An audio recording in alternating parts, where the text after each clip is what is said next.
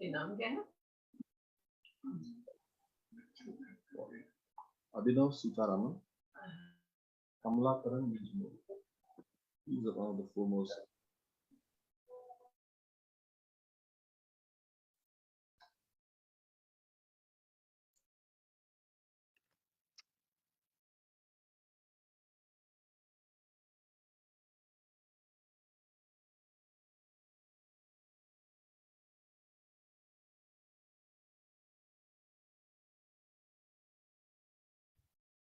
Something with the sound? Yeah, I think not able to hear it for some reason. Maybe try sharing the system audio if possible. When you share your screen. Now you probably want to unmute and try it again. And also the earlier one, if you can play. How do I share the audio? The movie, the format is not supported. That's why I'm having to play it on my screen and share it. Oh no, yeah. When you share your screen, there should be there should be an option that says more. You click on more, and it'll say share system audio. Okay, gotcha. Let me see that. Play the earlier one. Why don't you go ahead and play the earlier one that you had successfully done before? No, that one was directly playing from Zoom. This one is not. This one, the file format is not supported. So I'm having to play on my screen and share the audio. No, I don't find that option. Sorry, Abhi. It's only after you share the screen. So I think you stopped sharing screen. I can share the screen and then share my audio. Yeah, share the screen and then share system audio. Yeah. Got it. Okay, let me try that again. Are you ready? We can go to you if this is taking time. How do I share system audio now?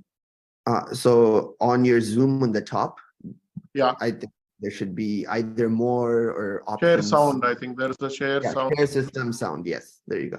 Is it better now? Yes.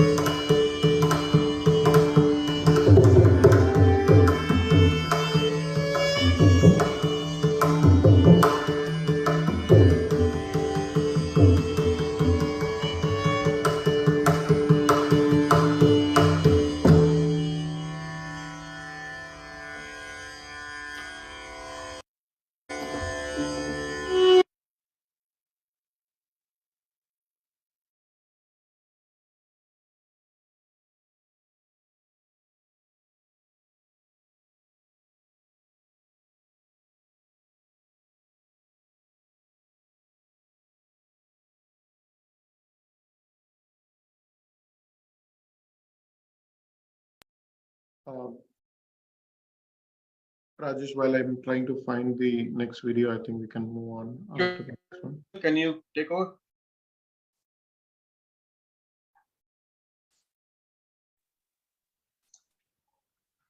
Rajesh, sorry. Yeah, I'm asking himself. Can we start, Raj? This is Sunil from Hyderabad.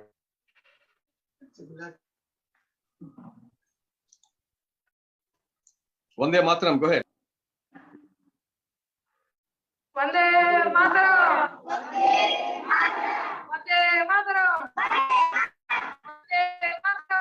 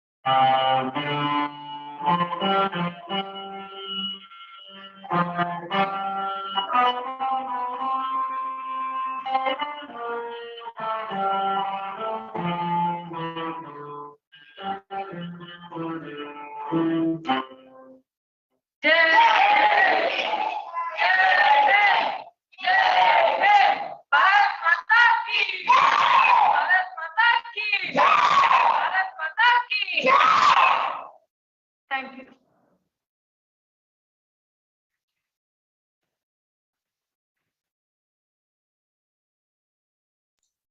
Sunil, would you like to share your comments?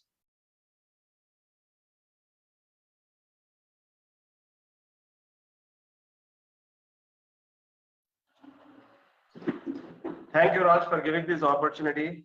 My name is Sunil, joined from Hyderabad. I am at Asana Orphanage. This orphanage was run by Mahindra. He's a PhD graduate in chemistry. Running orphanage for more than a decade. Might have helped hundreds of children during this tenure. Earlier, Rajesh Guti's grandfather, late Sri Pandyan Krishnajanaya Garu, used to support this orphanage and he used to fund the nutrition needs of these children. For a while, he did that. And now Rajesh Guti's father, Samarao Guti Garu, he gave this house, the current house where these children are living. It's owned by Rajesh Samarao Guti Garu. And he gave this to the orphanage for a very nominal rentals. And then he supports the orphanage children as well. And I thank Lead America Foundation for giving me this opportunity to present Vande Mataram live. Thank you, Raj. Please take over. Thank you. Wanted to invite Dr. Amitabh Sharma and also Dr. Adityanji for the. Before they do that, Nara, if you can locate. Yes, sir. Yeah, go ahead. You got it? Yeah, I got it. Let me play that.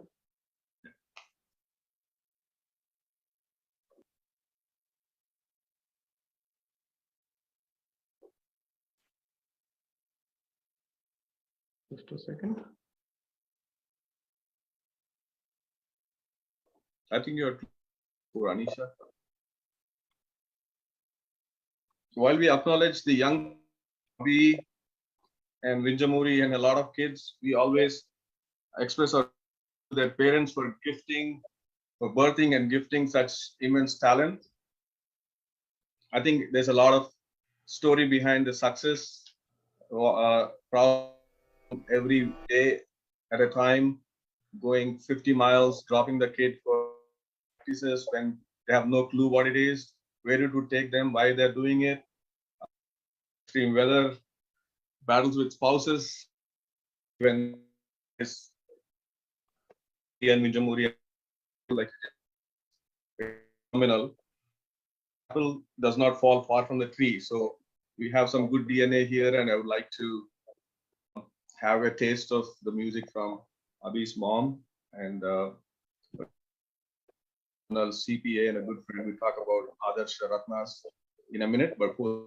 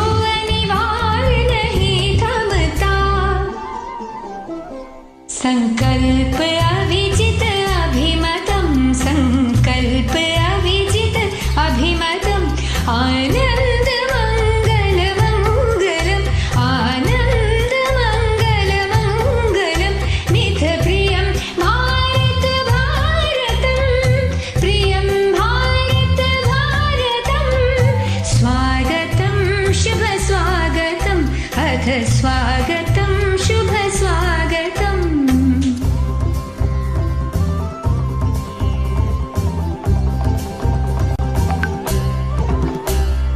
कुसुमित नई कामनाएं सुरभित नई साधनाएं कुसुमित नई कामनाएं सुरभित नई साधनाएं मैत्रीमती क्रीड़ांगन में प्रमुदित बंधु भावनाएं मैत्रीमती क्रीड़ांगन में प्रमुदित बंधु भावनाएं शाश्वत सुविकसित इति शुभम् शाश्वत सुविकसित इति शुभम् आनन्द मङ्गल मङ्गलम् आनन्द मङ्गल मङ्गलम् मिथ प्रियं भारत भारतम् प्रियं भारत भारतम् प्रियं भारत भारतम् मिथ प्रियं भारत भारतम्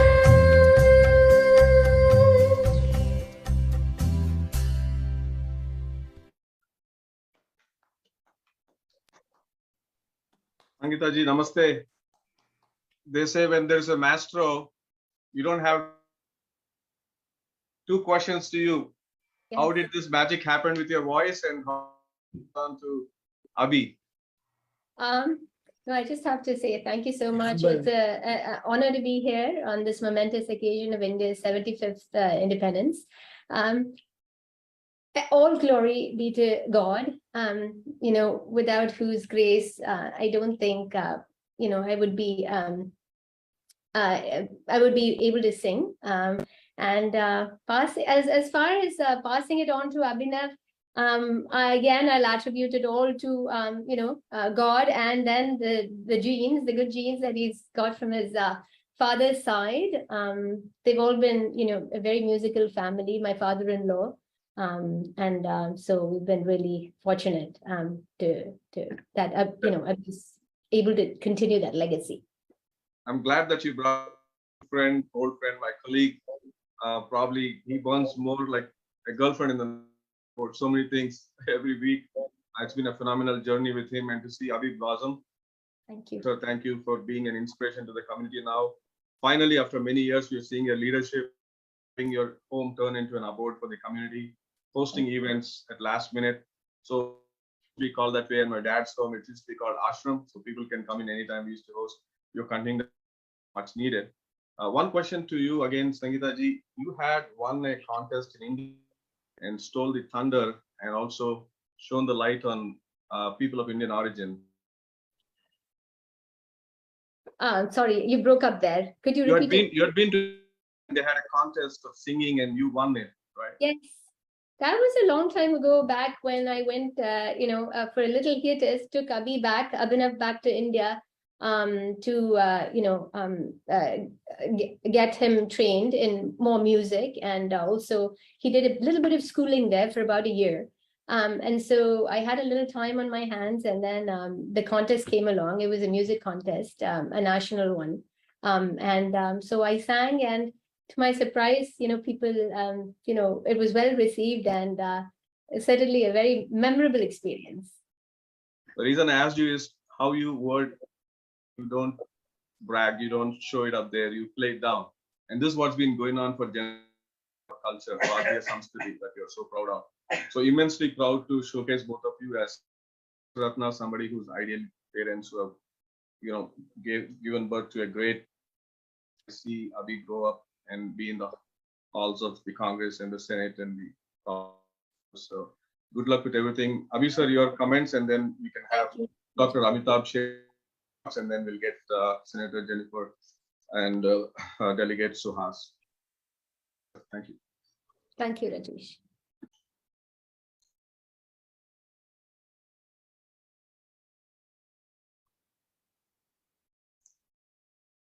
Raman sir, you are going to say something?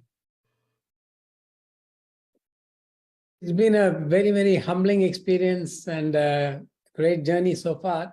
And then at this great hour of India's 75th Independence Day, let's bow our head towards the lotus feet of all the valiant men and women who fought for India's freedom. And it is because of their untiring efforts and supreme sacrifice that we're able to enjoy the freedom today. And like with Abhinav, while coming first to this country, it's been a long struggle. It's been a wonderful time recalling all those times when we used to drive almost 40 or 50 miles for this one Mridangam class. Now, it's a great humbling experience to be among this panelist of achievers and celebrities. And as they say, miracles do happen in life. Let's place all these great things at the lotus feet of the Almighty. And then long live India's independence and long live Indo-US friendship. Thank you. Namaskaram. Sangeeta ji, thank you for your booming and wonderful voice. Thank Those you. please and sambars too, and we'll catch up. Thank you. Amitabh ji, thank you for the address, and then Adityan ji can have a few words. We'll talk with Senator now. Thank you, Rajesh. You always lead from the front. So welcome everybody. I want to take you on a different journey briefly. When India attained independence, there was a lot of undertones and overtones. And at this point, and 75 years later, we've got to reminisce the contributions and the sacrifice that innumerable people made. Eventually, at this point or this juncture, we are really consolidating as a country. And even though we are Indian Americans, like we say, God has made us very alive to the fact that our motherland is like our mother. If you see in the back of my backdrop, my mother's picture is right there. And so we revere, we pray, we worship our country as our mother. The country has given us a whole lot, and that is the basis of our success in this adopted land of America. Should never ever forget about that. Now, each one of us has a different role to play, and I am so happy and glad to be associated with Rajesh for many, many years, that we are trying to lead America into a different environment. Plus, we are trying to create a different version of our history, our culture, in terms of projecting and portraying and propagating the true prowess, the spirituality and the culture, the heritage, the history, true history of India as still not known. And so we have a mission at our hand, and we will be updating all of you as we go along, trying to create an India Heritage Center. And that will be a kaleidoscope of how what we stand for, and what we went through, the trials and tribulations, and our rich culture that we have, culture of discovery, culture of inclusiveness, culture of embracing all ethnicities, culture of not being oppressive. So all those tenets have to be known, because many a time we feel that there's a lot of phobia going along.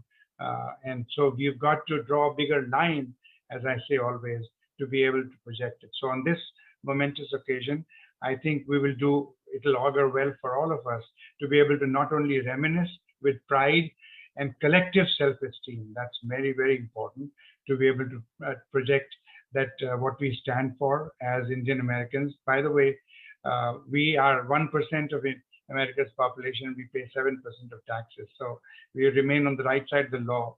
So I think as a law-abiding community, we have really done exceedingly well in terms of contributing to our adopted land, but at the same token, not forgetting what our origins are and we are foot soldiers to be able to serve the national cause. So on this note, once again, compliments on this 75th birth anniversary of the independence. And I now hand it over back to Rajesh. Thank you so much, Rajesh, for your leadership. Thank you.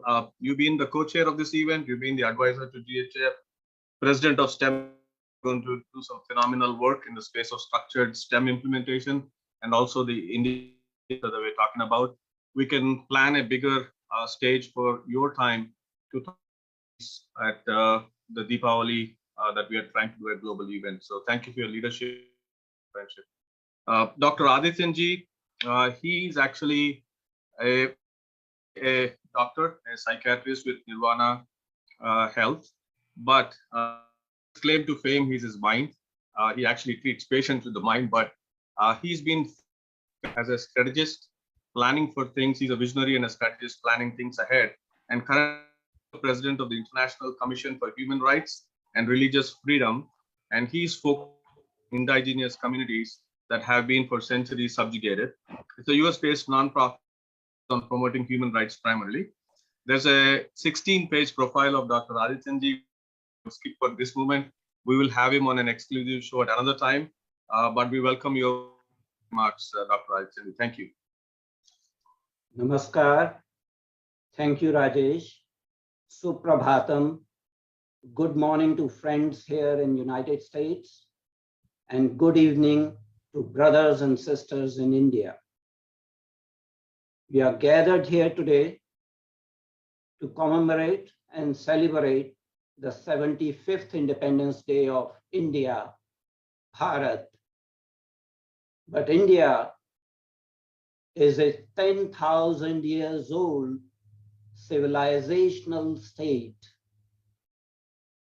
The history of India is coterminous with the dawn of human civilization. And we should not forget that 75 years is just mere a blip in the history of India that nobody can deny to us. Being a psychiatrist, I have to remind everyone, wherever there is pleasure, there is pain. We are celebrating the 75th Independence Day, Azadi ka 75वां Mahotsav. But today is not August 15th. Today is August 14th. And I have to remind about the pain that we endured on August 14th. Millions of Hindus and Sikhs were slaughtered. Thousands of Hindu women, Sikh women, were brutally raped. Dead bodies were sent on trains to India from Pakistan.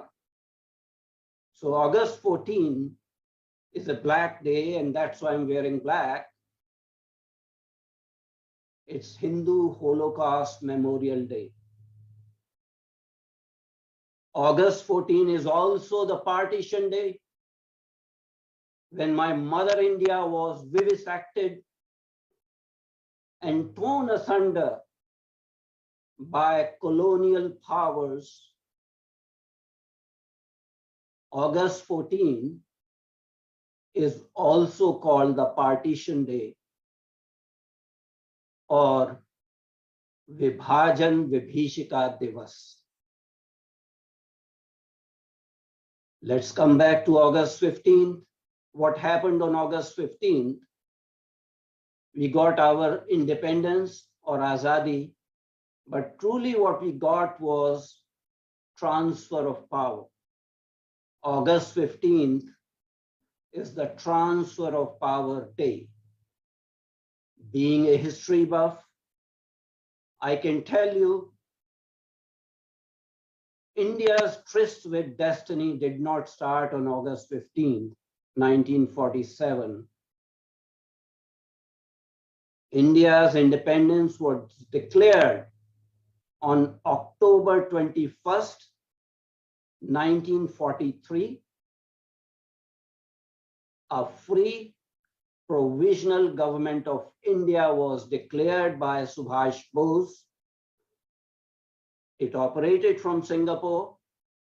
It controlled part of northeast of India and Andaman Nicobar Islands. This provisional government was recognized by 9 separate nations, had its own currency, a flag, a national signia, a national cabinet. So the independence we got on August 15th was really not full independence. Having said that, we have achieved quite a lot in last 75 years. But history cannot deny India its supreme position in the Committee of Nations.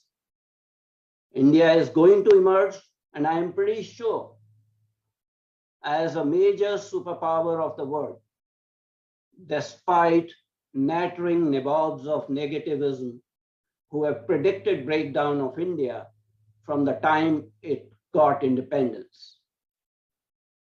I'm going to end this brief address.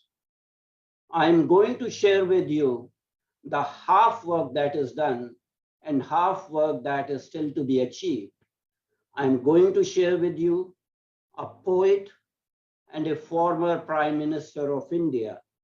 So to avoid technical glitches, I'm going to share his address in the form of a poem to you, and I'll run it from my cell phone so you can hear it and see him.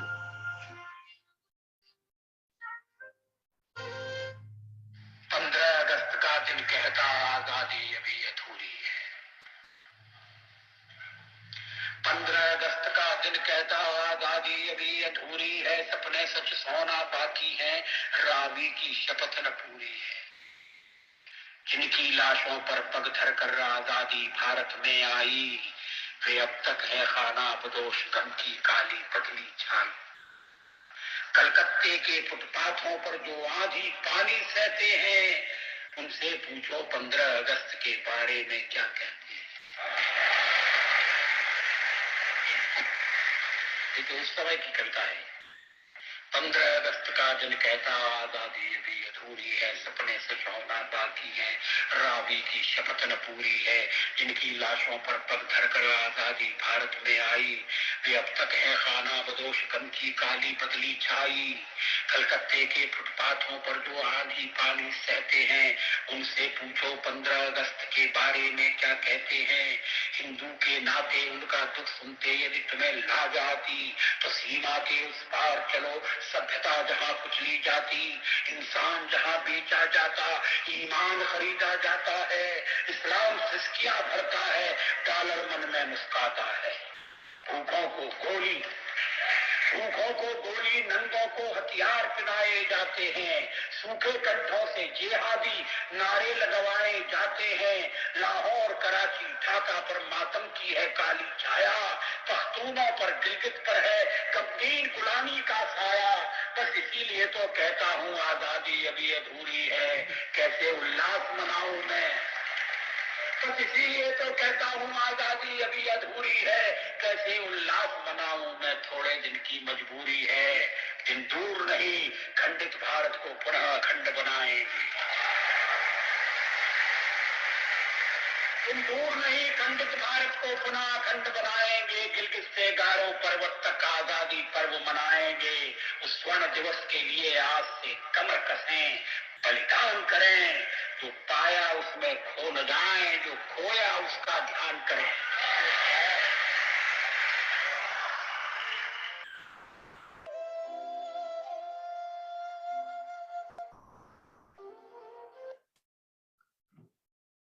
आजादी अभी अधूरी है. We have a lot of work to do. That work will never cease. After saving with customized car insurance from Liberty Mutual. But Mother India will always remain unique, supreme, undivided, complete in its entirety. And that's the promise we are making today. That's the promise we have to make to the nation. That's the promise we have to make to the future generations. Vande Mataram, Vande Bharatam. Namaskar. Namaste. I think, thank you for your comments. I think those who do not follow Hindi and also the towering and charismatic leader, Prime Minister,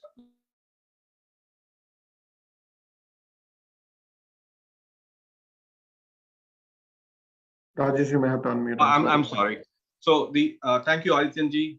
That was a profound and emotional message to majority next generation to dig in the trenches and start putting in the hard work.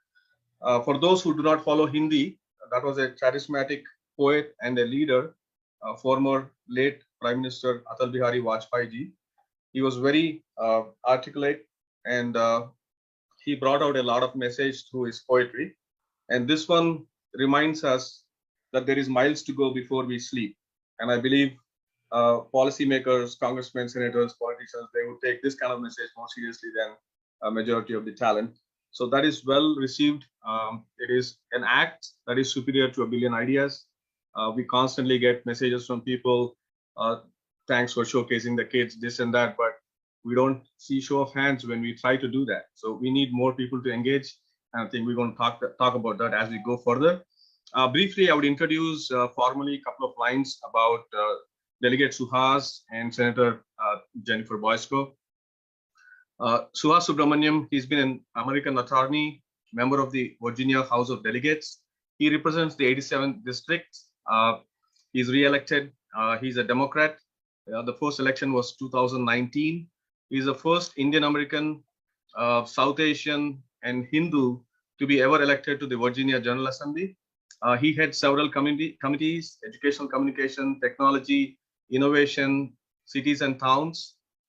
He also has been recently championing small businesses, which is his theme song, I guess, now, with the Indian community so interested in small business. It's a natural flow. But I think of all the things, he's very proud to have been married to Miranda and his daughter Maya. And I think now his blessing is doubled. He's got a second child. So I think whenever I talk to successful people, of all the things they've achieved on the planet, being a father is the most, it's the icing on the cake. So congratulations, Suhas. We're going to talk a little bit more, but I would like to get edgewise a little more. People, you've been, I think, in the community more than most, but at the same time, I think when Ms. Jennifer got into the office through a sudden election, even though she was a delegate earlier and known, I think that got a lot of attention, especially with the kind of time we were going through with Trump and so much else. And I believe one of the first events that we met was with a small business in Chantilly that she walked in, and then everybody was all over the place. And I think she's got a taste of that and continued to be part of interfaith groups and NAACP and so many other places where leadership is shown, as well as in our festivals in Diwali and so much else. So the moment I sent out an email, our office was quick to respond. Without much further ado, I think the spotlight is on you, Suhas, for having Hindu Heritage Month in perpetuity. I do not think any country, any county, any state has ever done that. You've taken the oath on the Bhagavad Gita. You have, I mean, it was just a few conversations, an email, and very quietly done. Not many organizations, not many people, not many rallying. I think it coincided with the Tamil month on that day when the hearing was.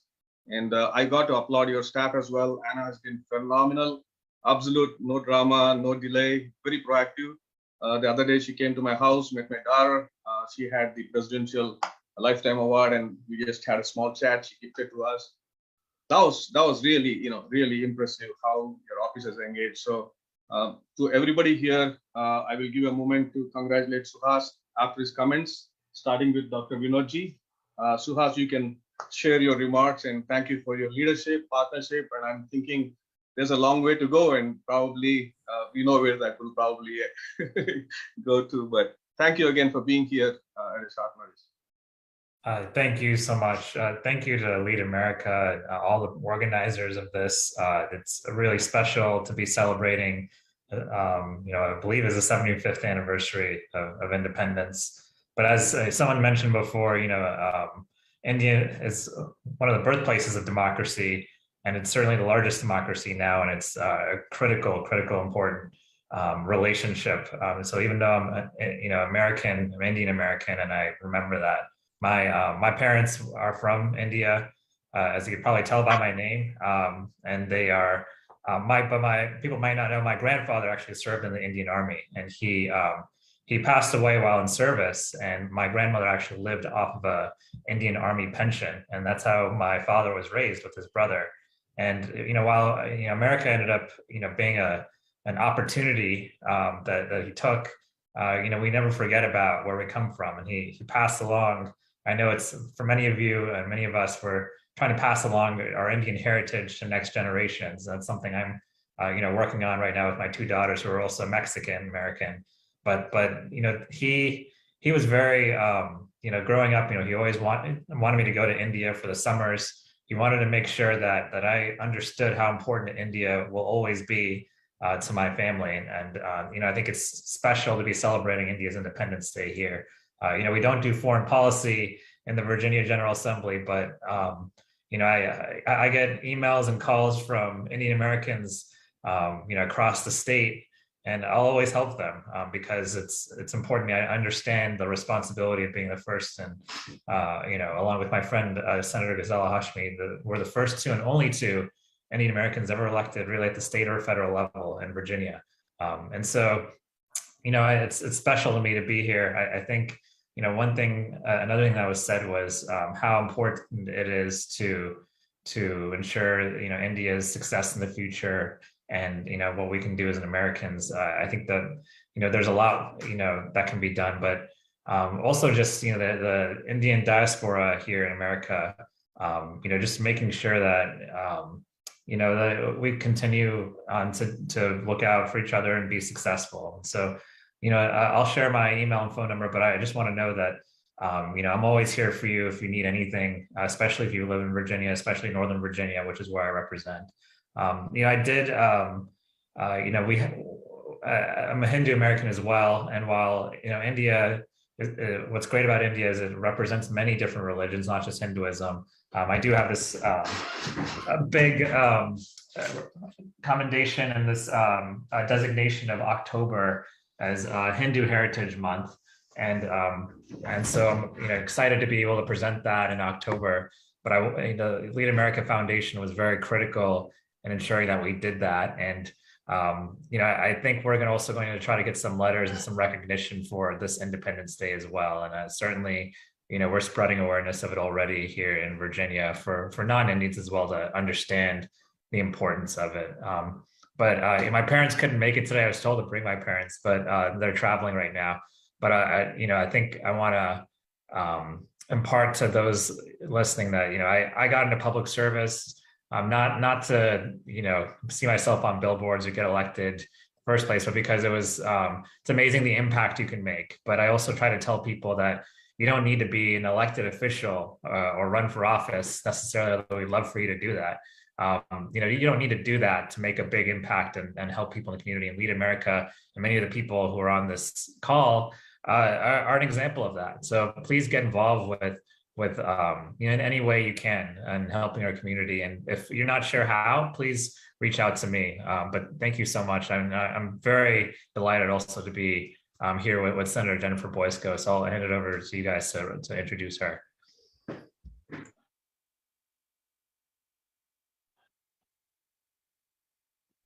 I apologize. I think the internet was down here, so I switched to my phone. I may have missed a little part of your ending, but we can have Senator Jennifer Boysko share her comments, and then together we'll talk a little bit. Well, it is so delightful to be with you all. Namaste. And I wish everybody a happy 75th Independence Day. I come from the Deep South, and where there was not a lot of diversity. And I have relished raising my children here in Northern Virginia, where my girls, Hannah and Sophie Claire, got to know people from every corner of the world growing up. And one of the things that I have really focused on here has been on diversity and making sure that we are telling the stories of everyone. I led an effort in Virginia to expand our history and social studies to make sure that we are talking about not only the people who started Virginia back 400 years ago, but also our 19th and 20th and 21st century immigrants and new Americans, and telling their stories and the stories of what happened in their countries of origin. That has been something that's been very important to me. And we had a very robust 1.5 year long process, bringing in people who are experts in historical issues around the world, but also parents and students and teachers. And I look forward to the outcome in that. One of the things that I also really enjoy is serving with Delegate Suhas Subramanian and Ghazala Hashmi, who is one of my closest friends in the Senate. Really, when we look at the people who have the seats in power, it's important that we have diversity and we have an understanding of where other people have come from, because we are a melting pot here in Virginia. And groups like Lead America, I've really enjoyed working with you all, learning from you, being a part of this community is very important to me. And I ask you to continue being involved, making sure that you're using your voices, sharing your experiences so that we can make the best policy possible. But today is a celebration. I loved the music and the slideshow. It was absolutely beautiful.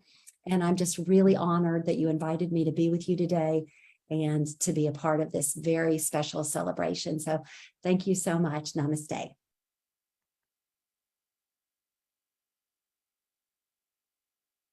Raj, you're on mute. It's the classic Zoom COVID syndrome, it's called. So I apologize for that. Thank you, Ms. Jennifer.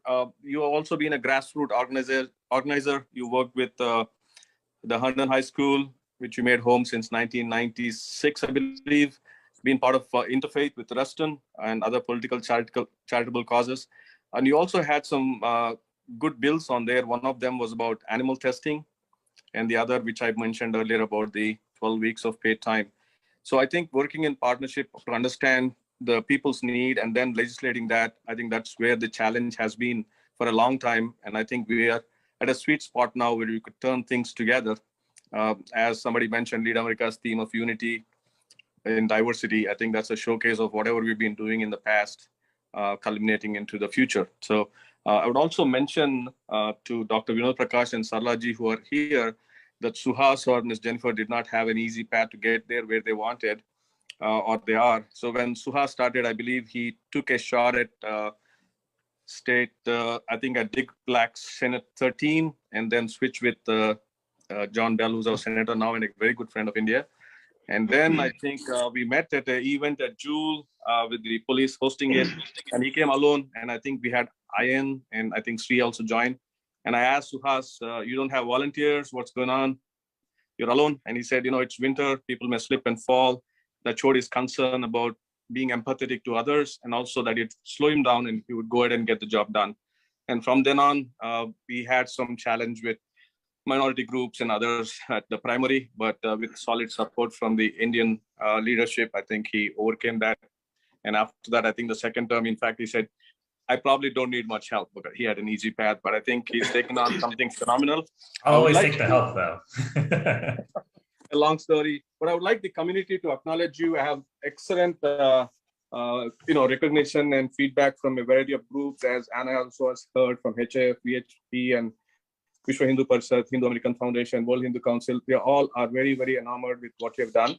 I have Dr. Suresh Gupta. He's a very senior doctor, started his career in 1972. I think Nara and majority of the folks were not even born. He wants to congratulate you. He's been a big part of advocacy and policy.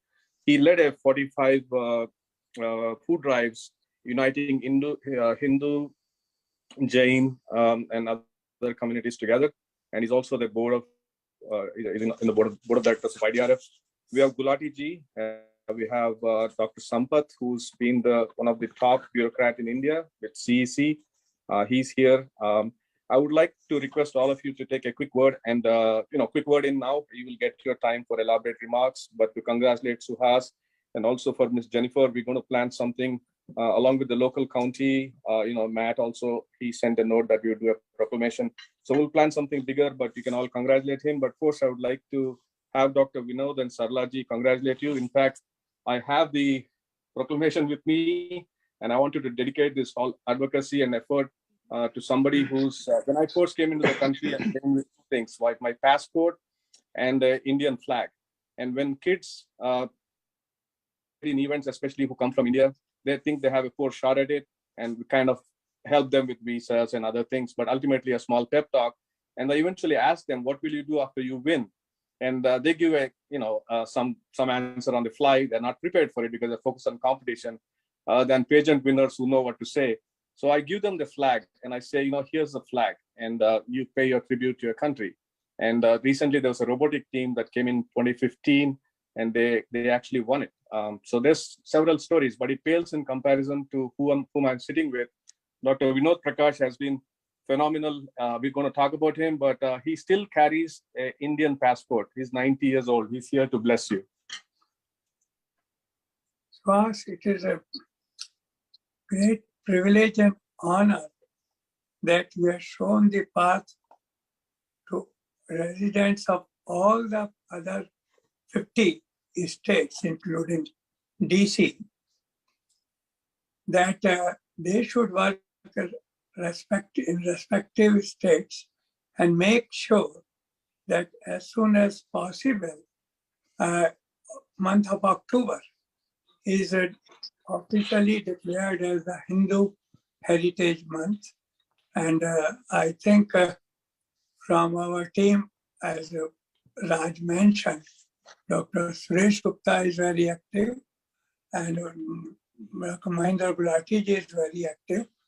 But the challenge is far greater. I'm sure that you have shown the path, and all Hindu-oriented organizations, families, individuals are going to take it seriously, and over the next few months, if not months, at least in a couple of years, they succeed in this declaration of month of October as Hindu Heritage Month. And then, of course, details can be worked out. This is not the time for the celebration of that. Once again, I salute you. I pray a very long and healthy life, and may God wish you for 100 years of good life. Sarlaji, you want to say a quick word? This is a very engaging morning with Rajesh. We had not formally celebrated August 15th, but remembered to have put out Indian map and American map together just on our table, so that the children know that there is something special. India is a very unique country, and we have lived now for almost 50 years in another unique country. Both are great democracies, and both have a great deal to give it to each other. So let us pray and hope that we do our part, and hope the others also come along. Jai Hind. Swaz, would you like to respond, and then I can have some leaders congratulate you? Yeah, this is so nice. I wasn't expecting this, but thank you so much for your kind words. And yeah, Jai Hind, I'm so excited and proud to be with you all today, and your words mean a lot. So thank you. Ron, are you on the call? Would you like to share? Ron is a very senior CA consultant, a very good friend of India, has traveled with some really good leadership with the US ambassadors and others. He's committed to help India to procure technology exchange, weapons, stuff, things like that, very high level. He's actually trained a lot of folks in the army in Iraq and in Afghanistan. Ron, if you're there, you can get a word. We'll wait for you for a second. Meanwhile, I want to show you, this is actually Sarlaji's room. Very few people have access to it. I do. And Raj, just one sec. Raj, just one second. Let me add a spotlight to you. What you're showing, just a second. Okay. Your camera is not in focus. Can you? Yeah, it'll be in focus here. Okay. Can you see it? Can you see now? Not clearly, Rajesh. Oh, okay. So basically, she has all kinds of world leaders and they all have one theme in common, which I could not answer. And I think she only lets a few people know. Today I made it public. All of them have lost their child, at least one child. So that is a supreme loss, have losing one's own child. And this, they have a lot of sorrow in their life. And despite that, they've been phenomenal leaders. So we're going to talk about it a little bit later. But Ron, if you're there, you can share a few words. Yes, of course. I think Dr. Suresh Gupta, Gulati ji, Sampath ji, salute. Yes, hello. I just very short. I just want to give you all my deepest congratulations on your day celebrating the Indian independence. I also want to give you thanks personally for the invitation. It's a great honor, and I really appreciate it. Just so I can tell you my view right now. I am a former CIA analyst, a contractor. I was at the CIA and I was at the DIA, the Defense Intelligence Analysis Agency that worked for the Pentagon. I also was the director for the Department of Homeland Security for policy for the Mexico border. And I was working at the Joint Staff at the Pentagon for several years. Also, I deployed 4 times to Afghanistan, working with the Joint Staff. I had the opportunity to visit India several times. Back in the 2017, 2018, I went to New Delhi with Rajesh, and then I went again to some Indian states. I flew inside India to see more of India that usually the tourists see, because I went to see some of the institutions of the Indian states. I went to talk to the police. I went to talk to the investigations departments of India. I went to talk to the military of India. So I got very much familiar with the reality of the Indian state, and I have the honor of meeting the Home Minister of India with Rajesh. We went over there to see him. That was a great honor. Just to let you know, my perspective is that America needs to understand better India. Most Americans do not know enough about India, do not know about how India is helping the United States and the West policy on standing against China, for example. Some Americans do not know the power that India has.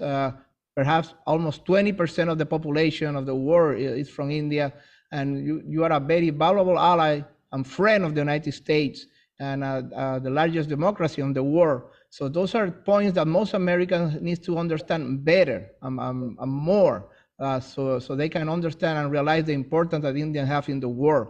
A few weeks ago, I gave a conference to a university. I spoke for 1 hour to students, to hundreds of students, about the relationship between India, Pakistan, and China.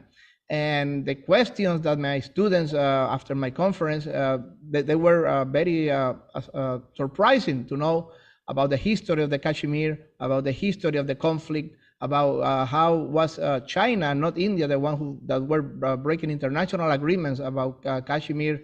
So they were surprised, my students at the university, and I was able to give a little bit of light, a little bit of a notion of the importance of India. And recently, the foreign minister of India, he was interviewing a large conference, and they asked him, why does India doesn't follow the United States, or why does India doesn't follow Russia? Which side are you going to pick? And he said, well, we follow our own path. We follow our own interests.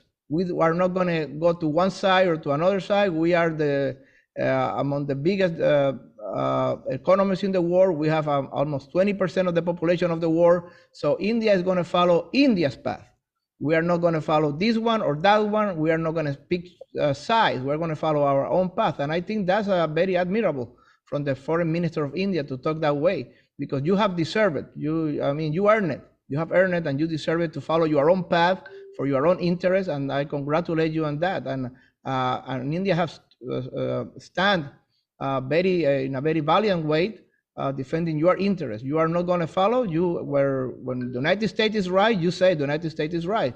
But when the United States is not right, and Russia might have a point, you also point to that. So that independence of thought, that independence of foreign policy is something very admirable that very few countries in the world have, and India has it. So congratulations to all. Congratulations for your day. Thank you very much for the invitation.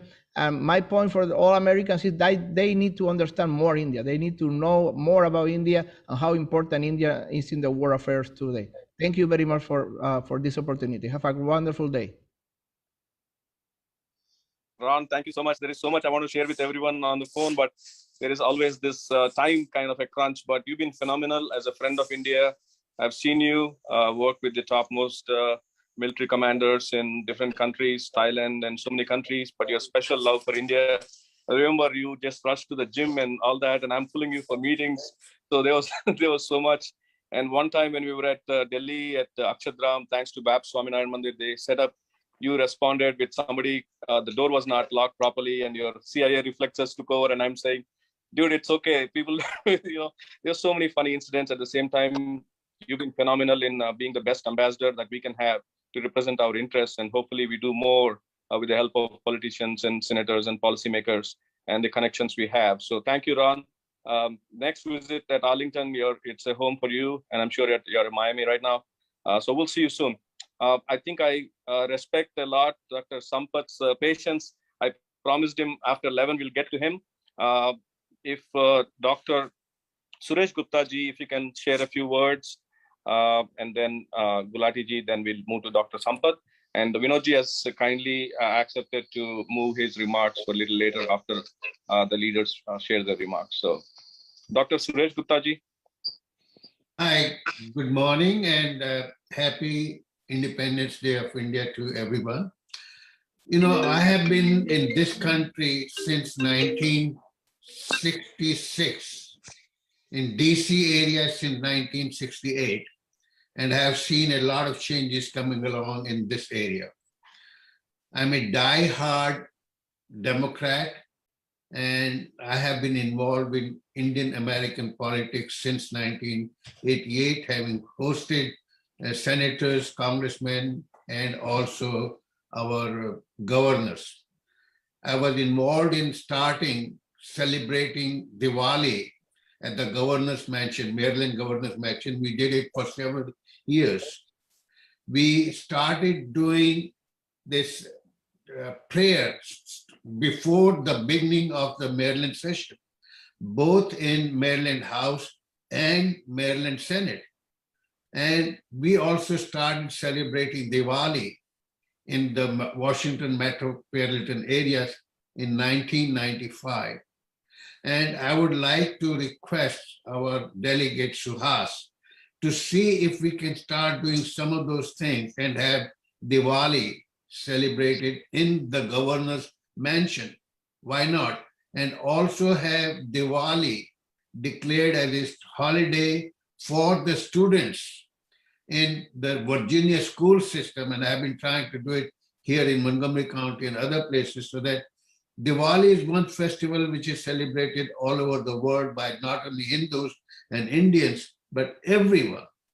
And that's something that we should be proud of, because our Hindu culture, religion means respect for all. So these are some of the things that we can do and we must do to promote our culture. One thing I would like to request our congressmen and senators who are there, Ms. Jennifer and Suhas, that there's been a lot written against India in the Washington Post and New York Times. This is not what India is all about. Somebody has to negate those things and let them know, just like Ron said, we have to let them know the real facts about India. They are not being disseminated to the community. Somebody has to speak up. If I write something, nobody will write it back or in the letters to the editor. You have the responsibility. You are our elected representatives. You are our future. I want you all to take care of it in a manner that brings out, equality kind of thing, that you let them know the reality of what's happening in India.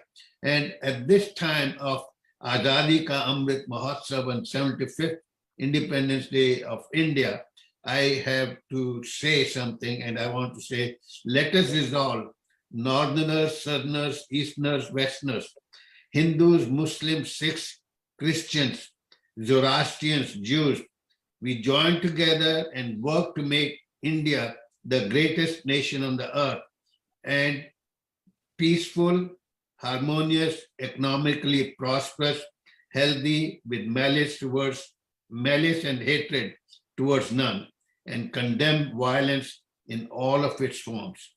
You know, we are all brothers and sisters, and somebody started the program. We are all brothers and sisters. We are children of the same God. If we are children of the same God, we cannot kill each other. We cannot hate each other. We have different names, different faces, different colors. But at the same time, we don't kill each other. We learn to live with each other, respect each other.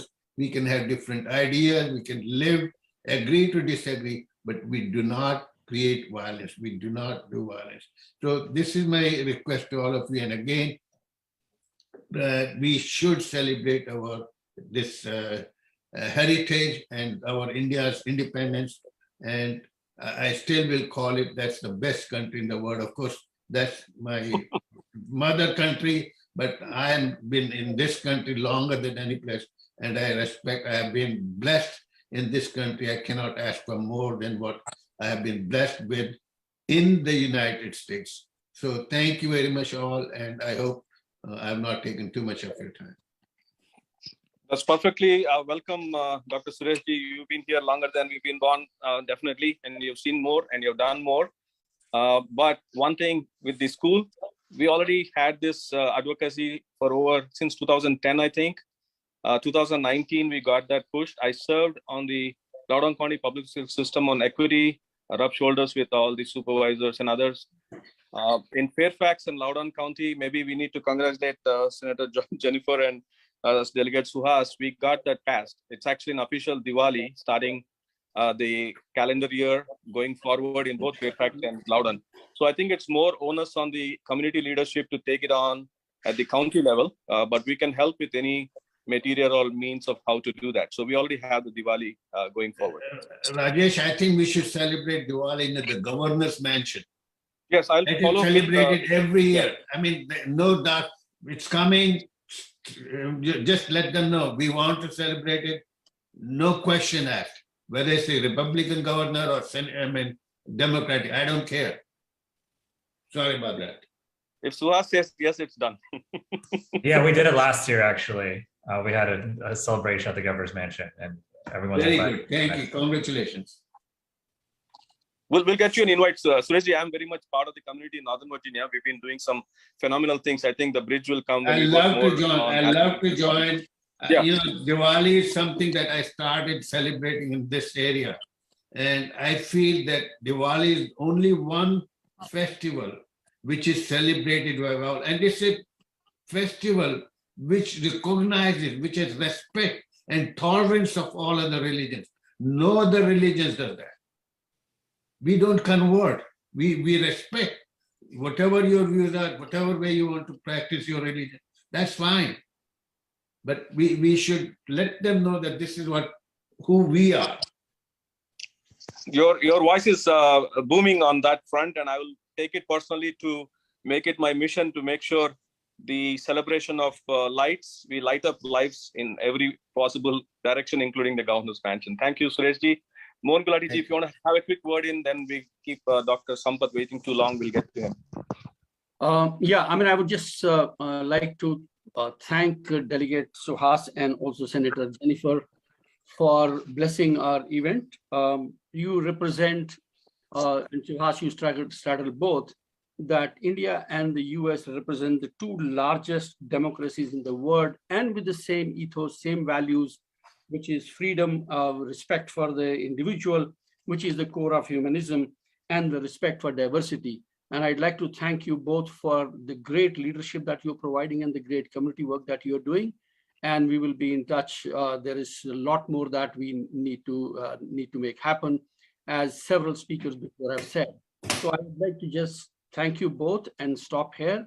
Hand over to Dr. Sampath, who was the Chief Election Commissioner of India, which has voters, which is 2.5 times the population of United States of America. So that is the largest democratic process that happens on this planet. And Dr. Sampath has worked as the election commissioner and chief election commissioner of India.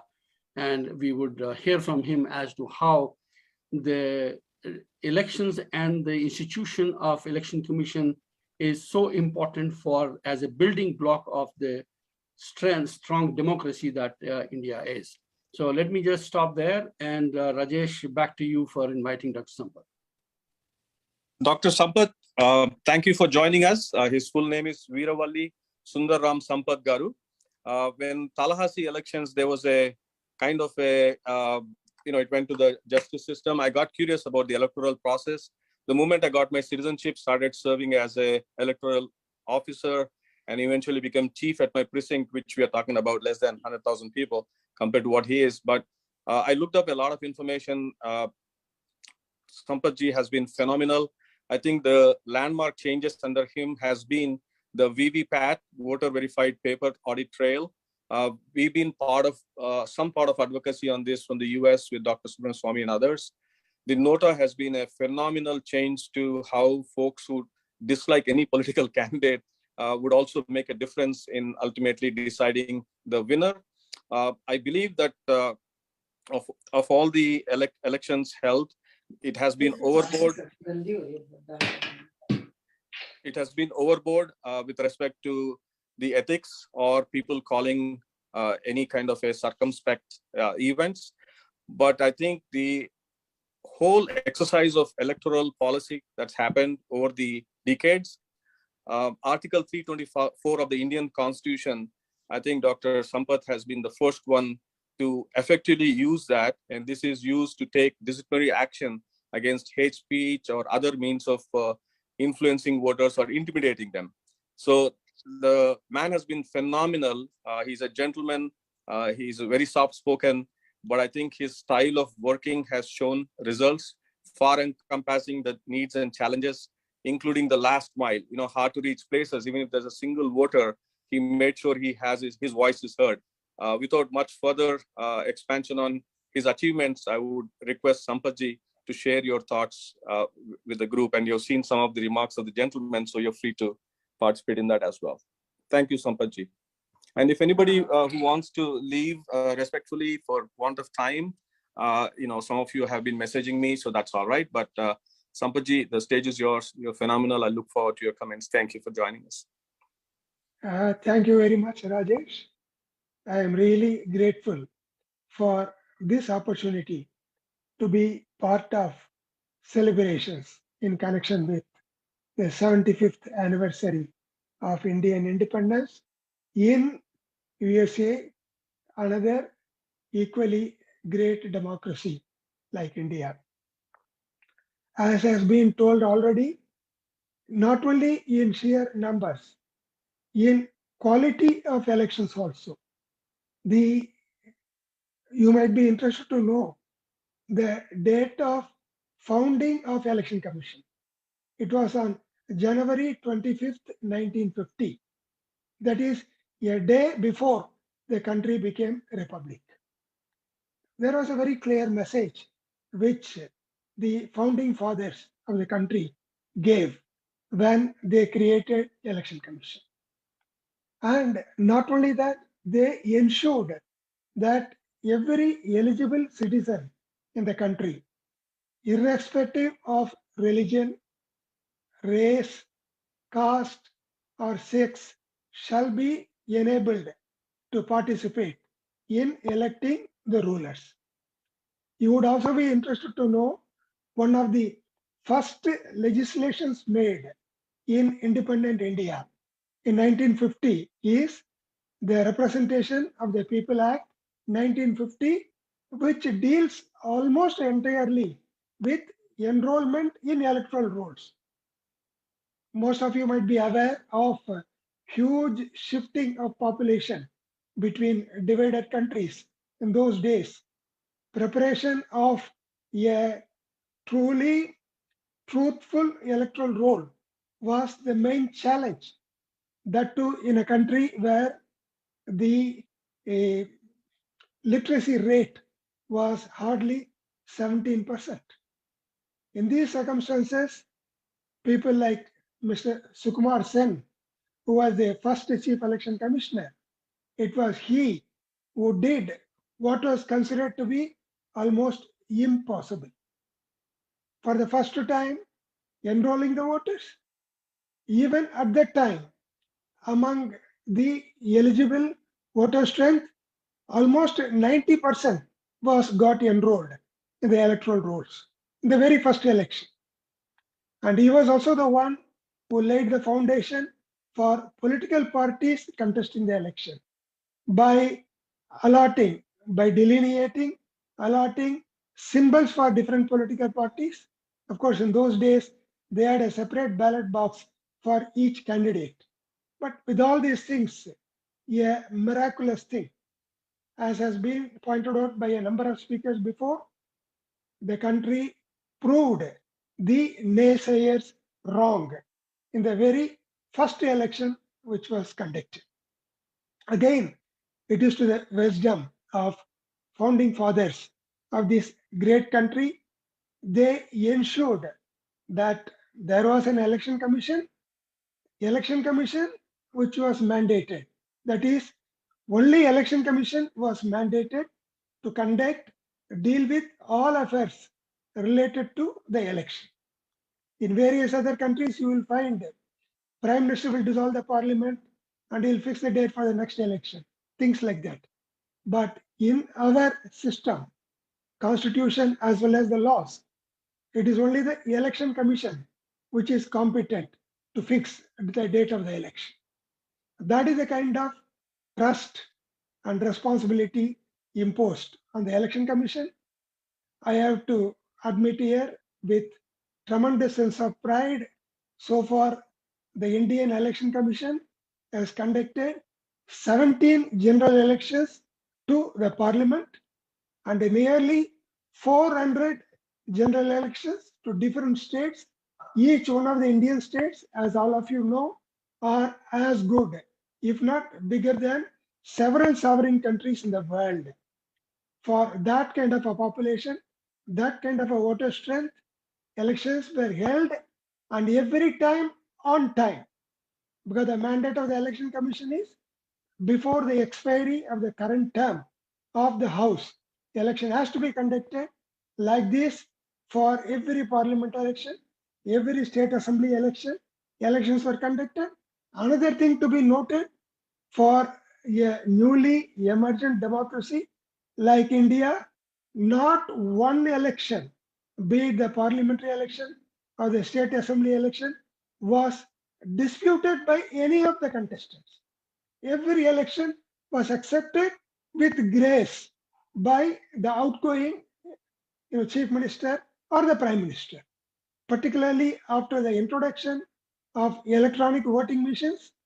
On the day of the counting, we usually start the counting at about 8 o'clock in the morning. By the time 12 or 1 in the afternoon, clear trend will be visible. Every occasion we have noticed that the ruler or the government which is losing will congratulate the winner and gracefully bow out. This is something which is unheard of in not only emerging democracies, even in established democracies. I need not tell you what kind of examples we have been seeing in recent years. And one of the reasons for the electoral democracy to stand so firm on its footing is the institutions like Election Commission, Supreme Court, vibrant media. We have a mechanism called Model Code of Conduct. Anybody, whoever it may be, there was an occasion because law minister is considered to be the minister concerned for election commission in the secretariat. There was an occasion as election commission in which I was part. We had occasion even to censure the law minister for making some inappropriate remarks in one of the election rallies. This is something not only the commission had the courage to do it, the minister accepted it with grace. None of these things are challenged. Nobody goes to court against these things. Another thing I have to mention about resilience of our system. 2009 election, that is today we have almost come 13 years since. 2009 election was the period when the election process was in progress. That is on 20th April of 2009. The Chief Election Commissioner of the day, Mr. Gopalaswamy, on completing the age of 65, which is the period of retirement given in the Constitution, on that day, he had to retire. There was no way in which a person can continue after that in office. When election was going on with a population or with a voter strength of something like 800 million, when that election was going on, Chief Election Commission was retiring on completion of first phase of the election. Senior most election commissioner, Mr. Naveen Chala, took charge as the CEC. In the place of the retiring Chief Election Commissioner, I was appointed as Election Commissioner. All these things happened so seamlessly. Nobody outside the world would even know that the captain of the election team was retiring, another person was taking over, the election was going on smoothly. That election also went off so smoothly, nobody ever thought of questioning verdict or the results. That is a kind of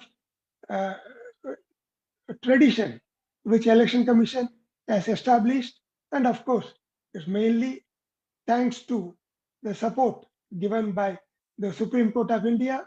Supreme Court has said on more than one occasion, Election Commission is not only empowered by law. There is no occasion during the election process when Chief Election Commissioner or the Election Commissioner should feel helpless in dealing with any emerging situation. They need not wait for any external authority or divine inspiration for taking decisions to ensure conduct of free and fair polls.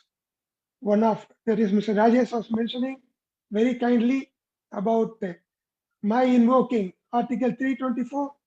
There was really no provision in any of the laws to prevent a person from participating in election campaign during the election period for whatever reason. But still, when we found that some of the people were making hate speeches, the normal course, filing a case against them, going to the court, getting them the conviction. So in the meantime, election would be over, damage will be done.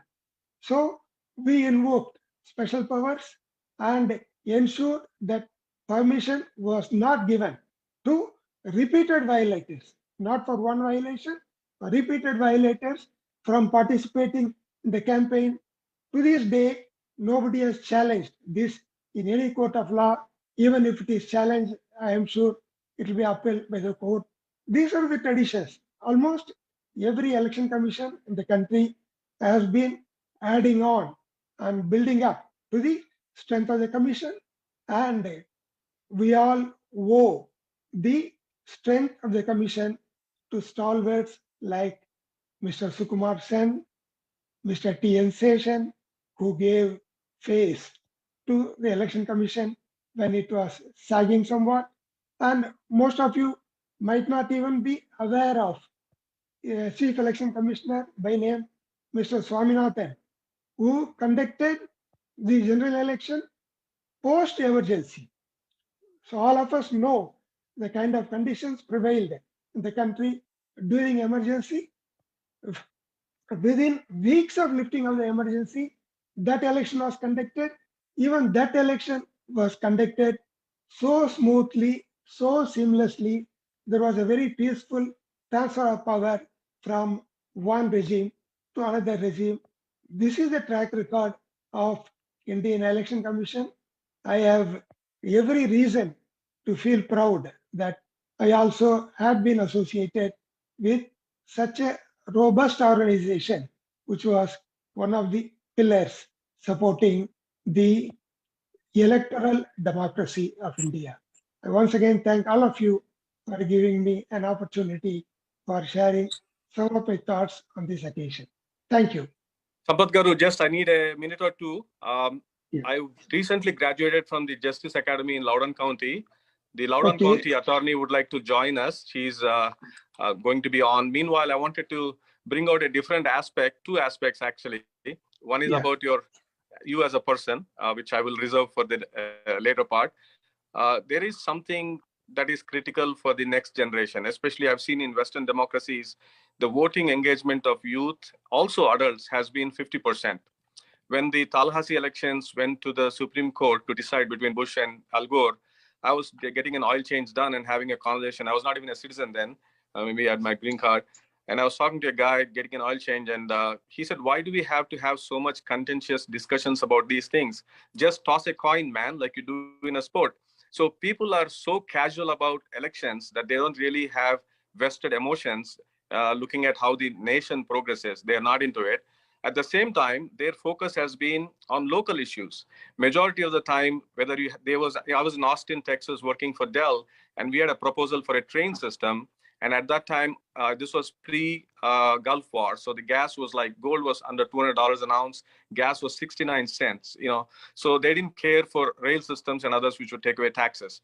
So I believe we have done something phenomenal, which is called the SWEEP, the Systematic Voter Awareness Program, electoral participation. I think these kind of things need to help other nations as well, not just Bharat. So people are more vested in deciding the outcome and not regret later if the gas price or the milk price goes up. So if you can share some light on how you came about with this idea. And we have worked with delegations from several countries who actually come to the US to witness this. And I think they need to be with someone like you to understand the process out there. So the awareness, Exactly. heightened awareness of both the policy as well as what the policy is about, both will be needed. And then the Great. second aspect I want to talk about is something we want to think about or not answer is about your humility. When a dignitary like yourself, who's probably above the firing pay of even the prime minister, the president, you could only be, you're untouched because of the impartiality of the electoral body itself that you are ahead of, apart from being a pioneer with power reforms and so much else as a bureaucrat, top bureaucrat. When you go to Tirupati, usually they open the main halls, make you sit there, and everybody else is waiting. And you had the utter humility and simplicity to have the Lagu Darshan, which people like me, we just stand in the line. So that would be a little part of how having such a magnus opus institution, and then you don't take the official card that you're designated with. When you come here, the embassy is not informed. It's good friends like Gulati ji and others who are actually facilitating all this. So would love to hear from you, sir. So nice of you to highlight sweep. Actually, earlier, Election Commission perceived its role as only the conduct of fair, free and fair polls, peaceful polls, so on. I have to admit that my predecessor, Mr. S.Y. Qureshi, he is the one who really conceptualized this sweep. Under that, Election Commission does not merely think of conducting the election, allowing ballot only for people who come to cast their votes, but motivate as many as possible to come and vote. And at one point of time, political parties used to complain during the campaigning that most of the billboards, boards, etc., were occupied for sweep advertisements rather for their own candidates. That is the kind of aggressive propaganda that we started doing. And we have the system of appointing observers, that is, officers who are taken from different states to go to different state to observe the election, to give report to Election Commission if there are any poll violations. For the first time in my 2014 elections, we started appointing officers from information service as information advisors. Their job was to go to different states, different districts where poll percentage was lower. Traditionally, their job is to motivate the machinery to do some campaigning to see that more and more people are encouraged to come and vote.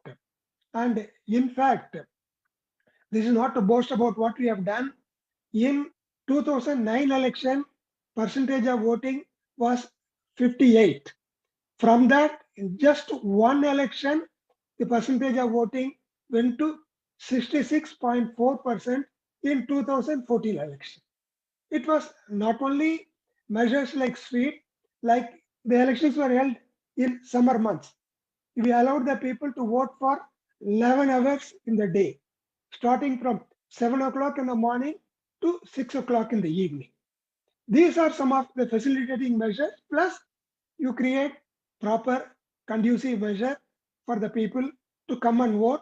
But sweep is something which was initiated by my predecessor. I strengthened and continued. It is continued by everyone. The result is from 67 last 2019 election, it went up by 1 more percent. So like this, and there had been a debate in India whether on seeing rather low percentage of polling, whether we should follow the example of some of the countries to go for the compulsory voting. But we were of the view compulsion and democracy do not go together. We have to encourage the people to come and vote. As a result of that, this idea of sweep was born, and we have been able to produce very good results by making use of our own machinery to motivate the people to come and vote. That's it. So, Sampathji, can you just touch upon the hot spots like Jharkhand, the Maoist violence, Jammu and Kashmir with the floods? Despite these challenges, you're able to effectively conduct smooth and fair elections. How is that possible, humanly possible? Do you get the support of army and other institutions under you? I believe you had like a 21,000 flying squad, so much else. Correct. And it's again a point which has to be highlighted. I should have done it myself. That was the last, that is in 2014 December, we conducted the elections for Jammu and Kashmir. And again, as usual, wherever security requirements demand, we have the election in phases. And after 2 phases of the election were over, the European Parliament, they were having the session at that time. In the first 2 polls, in the first 2 phases of 5-phase election, percentage of polling was more than 70%. And the European Parliament took cognizance of it. They passed a special commendatory resolution commending India for attracting such impressive percentage of poll in a disputed area like Jammu and Kashmir. That is the kind of compliment we got from European, and at the end of it, percentage came to something like 65%. But then in the first 2 phases, it was actually more than 70%. Areas like Jharkhand, Chhattisgarh, parts of Bihar, parts of Orissa, even parts of Andhra Pradesh, these are all areas which are subject to extremist infestation. Usually, there is some kind of intimidation also by the extremist groups forcing the people not to vote. In fact, you made a reference to Nota, the none of the above. I can certainly legitimately take pride for introducing Nota in the entire country. The Supreme Court actually said anything to introduce newly, you may do it in phases according to your own administrative convenience. But we decided the moment Supreme Court gave the clearance, we introduced Nota from that day onwards in every election. But our one fear was, in extremity areas, extremists can intimidate the voters from going and voting or making them to go and vote for Nota. That is none of the above. That fear, particularly if it happens in Jharkhand or in Chhattisgarh or even extremist areas in Jammu and Kashmir, that will be a very big setback for democratic ideals and goals. Luckily, in Nota so far, on an average, percentage of Nota is only 1 to 2%. It never went to the extent of even unseating a candidate, though law doesn't make any such provision, but still we have been able to conduct elections in such a manner even the influence of the extremist elements. And for all these things, we liberally draw upon central reserve polices. Again, one thing I'll have to bring to notice of all of you, in India, we never make use of the army or army for conduct of the elections. We have another body called paramilitary forces like CISF, BSF, etc. These are not army, but they are paramilitary forces. They are used. One of the reasons why India conducts its polls in several phases is we use the force from phase 1 area to phase 2, phase 2 to phase 3, etc. This is definitely a security requirement. Usually, the political parties have greater faith in central security forces than in the local forces. They themselves, like when we went to Bihar, when we had a pre-election meeting with political parties. So Mr. Nitish Kumar, who is still the chief minister, he himself came in a delegation before the commission. He said, we don't care how many phases you conduct the election, but I want one section or half a section of central paramilitary force in every police station. So this is the kind of requirement because the politicians have greater faith in central paramilitary forces than in the local police. Though during the election, all government employees, all security forces, including central paramilitary forces, they work under the control of the election commission, not under their departmental control or state government control or central government control. That is the kind of empowerment which Act has made. Everyone who works for the election, even if he is a government employee, he will be subject to disciplinary authority of the election commission. That is how we were able to conduct these elections so efficiently, so smoothly. That's it. Dr. Sampath, we will probably need to revisit elaborately with another exclusive conversation with you. Radhichan ji and few others have expressed interest to host something online, so I'll work with you on that. Meanwhile, Okay. I'm in the home of Dr. Vinod Prakash and Sarla ji, and I've learned so much and adapt so much in my life of what they say. One thing that stood out in a conversation with Vinod ji last week was he said truth is above ideology. So your institution is fact-based, truth-based, honest-based, justice-based. I'm going to bring in a friend of mine who also displays humility and underplays a lot of our achievements. I'm going to provide a short introduction. But more than the humility, it's her friendship that counts. She's been a friend and champion for Indian Americans and minority communities. She's Bhuta Bibi Rai. She was born in Montenegro in Albanian parentage. She grew up in Bronx, and they say people in Bronx have the spine in them. They have a fight. And also, she has been spectacular in servant leadership. She has strong leadership, but she comes up very affable and pushes the narrative in a very friendly manner. So I was the first graduate with Loudon Academy of Justice that she had invited. She's here today to share her thoughts. And there's another professional I want to bring on board, Dr. Krishna Madiraju. During COVID, as you know, sir, there's been a lot of challenge, not just in one country, but in the whole planet.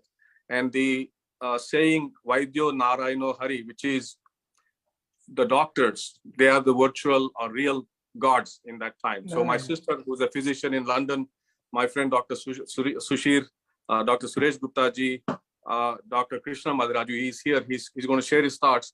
Night and day, they didn't care. Their lives were in front, but they saved a lot of lives. And I think at the end of the program, we have Bab Swaminarayan Mandir, the chief here. We're going to say a prayer to all the departed souls. But Ms. Bhuta, I would love to hear your comments. I know it's been a little spot for you to get in from the panel invite, and but you are part of the show watching us. You're also the board of director with several non-profit Advantage for Kids. So you know the theme song with what we do. You've been in the halls of Lead America Foundation several times of business groups. So you don't need much introduction from me and some of the members, but I think if you can bring out that truth is above ideology and how you pursue justice. And to my memory and recollection, in 26 years, maybe a little more since we last spoke about your previous stint before you became the attorney, that you never lost a single battle that you picked up for your client. So congratulations on such a spotless record. hopefully I'll have you if I need, and hopefully I don't need that. So both ways. So thank you for joining us. It's been special friendship with you.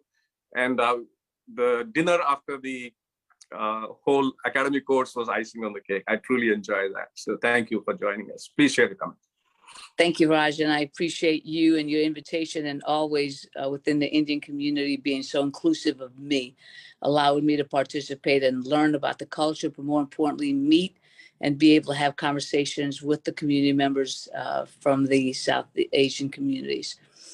I appreciate the good work that Lead America does, and you particularly and your board, because of this reason, that your focus has always been more so on the youth, which is where we need to have that focus, because that's where we can make the greatest impact.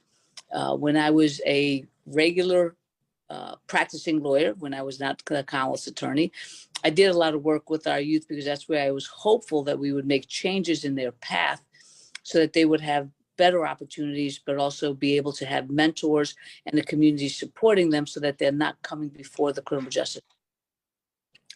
We've now, within the Commonwealth Attorney's Office, have continued in that mission. With COVID, we've all been impacted as to what we can or can't do. But what we want to be able to do is to get back on track now that the kids are in school, that the communities are more involved, there's more interaction, is for us to be able to continue with that vision, which is to be able to have this village that supports our youth. Mental health has been a huge challenge in Northern Virginia, especially we see it in Loudoun, and every day it appears that it is that much more impacting, and we don't have the services that are directed towards it to try to meet the needs of the people. In addition to that, there's the stigma. When we talk about mental health, does that mean I'm not okay? Does that mean I'm not strong? Does that mean something less about me? And that's so far from it being a situation that that's not accurate at all. Mental health is almost like when you go to the doctor and you say, you know what, I'm here for my monthly checkup. When you go to the dentist, I'm here to get my cleaning. You know, when you have something that's going on, you say, you know what, I need to have some sort of support, or like what we do with our cars. We change the oil. We get air in our tires. We add gas. Why? Because we have to keep the machinery going. We have to do the same thing with our physical and mental health being, is we have to have that self-care. So that was always something that my takeaway from with Lead America, that the focus has been in making sure that that is a huge component of what we are promoting and we're talking about. It has to be a safe space. You know, looking at what we did with our Justice Academy, if I may speak to that, Raj, that was something that we wanted to do since 2020 when I first came into office, and then COVID impacted that. We could have done it virtually. It just would have not had the opportunity to engage in the relationship building of both the attendees as well as our office. We appreciated you taking the time in your schedule throughout the day to be part of it. And I say that because I know we started the program at 6 o'clock, and it was supposed to go on for about an hour and a half. And we were there for 2 or 3 hours because everybody was so engaged in wanting to converse. So I appreciate the time and commitment that you and the other attendees gave to the program. And you were welcome for, as you said, the dinner afterwards, but I have to tell you that that actually was the greatest gift that you guys gave to me, is being here and having that conversation and allowing us to be able to share with our community what we're doing and what does criminal justice mean. You know, when we talk about safety in our community and we see this cross-culturally, domestic violence is one of the biggest challenges we have. And it's hard to resolve and solve that issue when we are not looking at it from a community perspective. We're looking at it as an isolated family issue, or we're looking at it on a situation where it's the criminal justice system that has to resolve it. And I say this, as I said to our class, once it gets before the courts, that's the last step in a very long, arduous process. We can't wait for that point for us as a community to try to address it. So having programs in the community, having support systems, having families identify when something is going on, having people feel safe in their situation to say, I can't let this continue, is really how we're going to be able to address it. So I appreciate the opportunity to be able to speak on some of those things. I would love to be able to answer any questions, or Raj, if you have some thoughts, other things that I can speak to, I would love to be able to do that. But I am here, and I am here to continue to serve our community It's been an honor to do so, and it's been a privilege to meet people that I otherwise would not have, but people who are invested in the good of our society. So thank you. And I'm going to tag a little bit on the elections issue. I want people to feel very comfortable in our elections. I want people to feel comfortable that their vote will count and that they will be allowed to vote how they wish, without undue influence, without pressure, without any sort of intimidation. And that is a commitment that we do make to our citizens. Register to vote, vote. Vote so that your opinion is counted, and also that the people who are voted into office are representing your interest. So I appreciate the opportunity to be here today. So thank you very much. Thank you. We'll talk to Dr. Vinod and Sarnaji now for about 15 minutes or so. Is Dr. Krishna out there? I'm here, Raj. Here. Dr. Krishna, I'm with my friend, philosopher and guide, and also you, who is my friend, philosopher and guide. I just had a brief introduction to you. Please share your comments. I think it's been phenomenal journey for you being in the Virginia Medicine Board now, and also able to affect change, support, and save a lot of lives during COVID, of which we've all been a big part. Thank you, Raj. Yeah, so it recently been appointed by the Governor of Virginia to the Board of Medicine, and are you able to hear me? Yeah, Dr. Krishna, go ahead. Okay, so recently I was appointed by the Governor of Virginia to the Board of Medicine, and it's been an honor. I've served under previous administration. Governor Northam appointed me to the Autism Advisory Council. So I've been actively involved in serving the Commonwealth of Virginia. Commonwealth of Virginia has about 8.5 million citizens, and the healthcare is such an important integral part of that. And medicine, as it is a very highly regulated industry. There are, again, as you know, there are good apples and bad apples, and there needs to be some policing, there needs to be some regulations governing the healthcare of the Commonwealth. And I'm looking forward to this wonderful new opportunity. As you all know, recently I visited India, and I saw how vibrant the democracy in India is. I have seen there is a lot of hope in the public, and the economy is self-sufficient. It's really not dependent on any other country. To be frank, they are self-sufficient. They're able to maintain themselves, and you really need to see to believe it.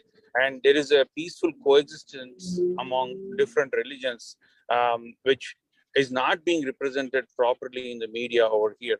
So returning back from there, I am looking forward to see what I can do for our county, as our attorney's Commonwealth attorney, Ms. Butta, just requested. There is a mental health crisis going on. As you know, Raj, we have been in the thick of this. We started off as UNDCA, United National Diversity Coalition of America. Way back in 2018, we just raised the alarm that the mental health is going out of problem is going out of proportion, and we did several meets on teen suicide prevention, drug abuse, drug addiction. The problem has not gone away; it has multiplied several fold with the pandemic and the isolation of the pandemic, where a lot of teenagers are having a problem. And it's time that the county engages with UNDCA, Lead America, to come up with some solutions to help the citizens. The good news is that been working on this, we have the right tools, we have the solutions that we can give to the Commonwealth, and especially the Loudoun County, we are right here. We can give them customized questionnaires which can be given to the children to screen and quantify what is the level of mental health impact in the young children, and then prevent major problems from occurring and reverse health mental health issues so that the families don't have to suffer. So this is a comprehensive plan. We have a solution. They just need to engage with us, and we can talk more about it, and we can interact with the elected representatives like Suhas and Ms. Bhuta. And if we are given an opportunity, we can definitely do much more. We have done it remotely in India. I mean, like, you know, Raj, that I was able to get together a team of like 40 physicians from US in different time zones, and we were able to impact the lives of people all the way back home in India, and transform and reduce the mortality rate in India in this district of Kanpur in Andhra Pradesh. If we can do it remotely, I mean, we are living here, we can make a huge impact.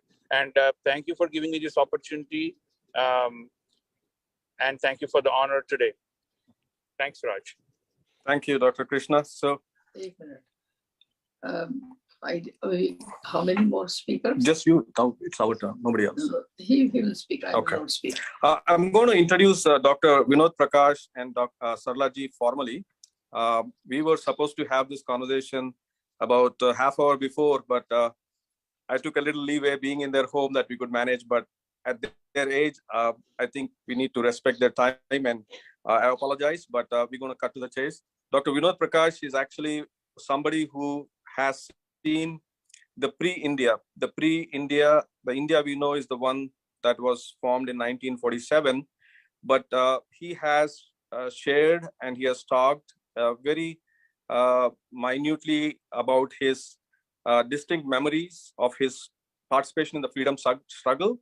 He was the youngest of the siblings, but he was the one delivering flyers during the freedom movement in India when he was barely 9 years old. And he was also imprisoned.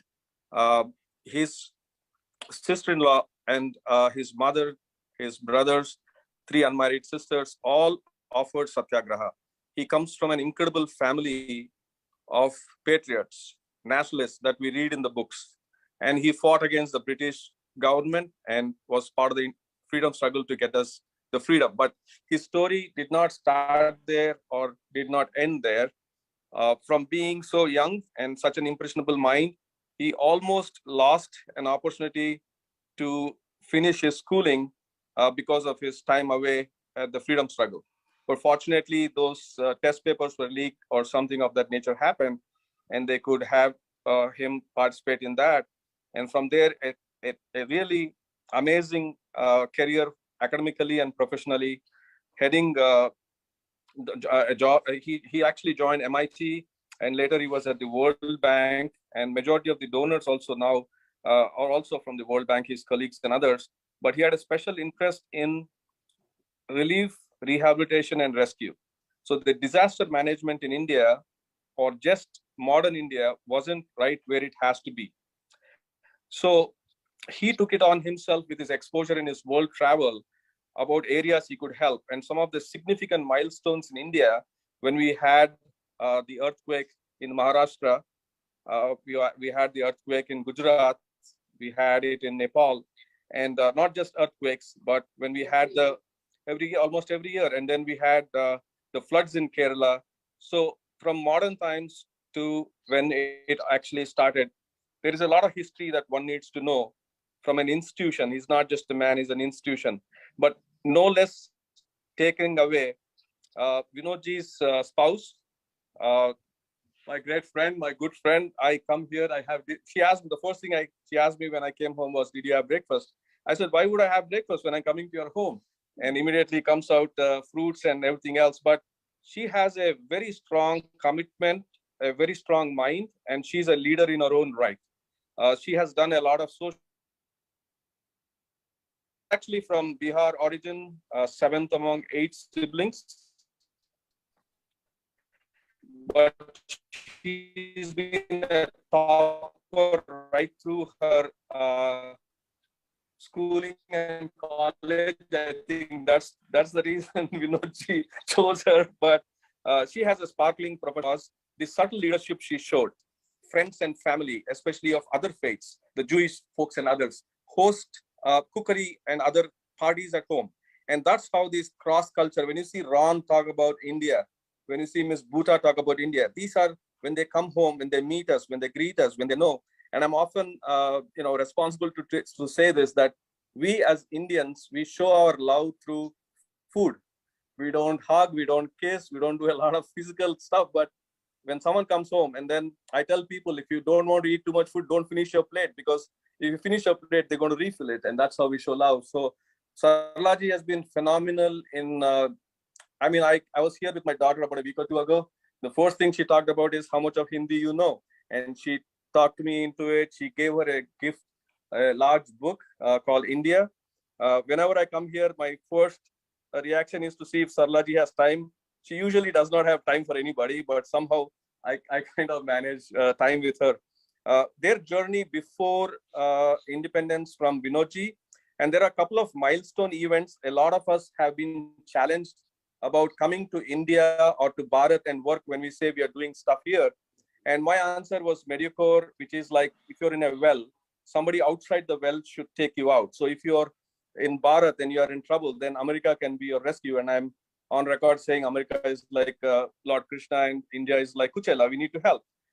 So one of the significant milestone when the people of Indian origin were galvanized was during 1977, when elections need to be restored back in India. Mahesh Bhai Mehta, who's no more, Vinodji and several tall stewards got together and formed an organization, India Development Front, which later, with the consent of Sarlaji, Vinodji rolled it into India Development Relief Foundation, and also had a commitment of 4 phases of life. And I think Sarlaji was okay to commit to this after 25 years of his professional glowing career. So they're right next to me. I don't want to keep talking about them, but I want Vinodji's wisdom, which he shares with me, pretty regularly. We have phone calls for others to learn. So Vinodji, I may ask you a few things, but the larger import you've seen the audience, they're all advocates. They all have a passion for the nation, and they would like to learn from you. So what was it like before we got official independence in 1947? And was that struggle dominated by Gandhi and his idealism of non-violence? Was everybody wanting to just toe that particular line where the independence speaks of people trying to do things? Yes, thanks, Raj. It is my honor and privilege to participate in your entire program, because I've been sitting, learning, enjoying from moment zero of this program. Yes. But this is a very special celebration, the 75th year of India's independence. And of course, formally we got independence August 15, 1947. But de facto movement for independence started even before the 20th century. And during the earlier period, independence movement was mostly at intellectual level. I won't name anyone because I will take a lot of time. Many learned lawyers doing debates and all that and seeking India's independence. But it was Gandhi, who later on obviously became Mahatma Gandhi, who changed the mood, who with his dhoti and lathi, he walked and walked from villages to villages, from north to south, east to west. So they moved the independence movement, which was basically intellectual. Prior to his entry into this war, it became mass movement. Rest is history, we all know, under the most tragic situation when India got independence. And I should mention with reference to Maharishi Aurobindo. Perhaps some of you may or may not have heard his name. He is the founder of Aurobindo Ashram in Pondicherry, and it is interesting to listen to All India Radio, perhaps on the same day. One is Maharishi Aurobindo's speech, other is our first Prime Minister Pandit Nehruji's speech, and third is the founder of Pakistan, Muhammad Ali Jinnah's speech. So will be, I would say this is the very appropriate time, and with the in modern times, with the technology with click, click, click, you can listen to. So what I would say, I will say first and last, first is Sri Aurobindo. He, the spiritualist, he never accepted a partition of India because he said, Bharat Bhumi, land, it is not a physical piece of stone, sand, and dust and dirt. It has its Atma. That Atma has been created over thousands of years, thousands of years. How can you divide that culture, civilization? So someday, when he did not know, someday India would be reunited, or we should have Akhand Bharat. Now it may look but I would say that dream we should keep alive. That is, it may not be in our lifetime, in the future generations' lifetime, India would be united. And India or Bharat, as the Bharat is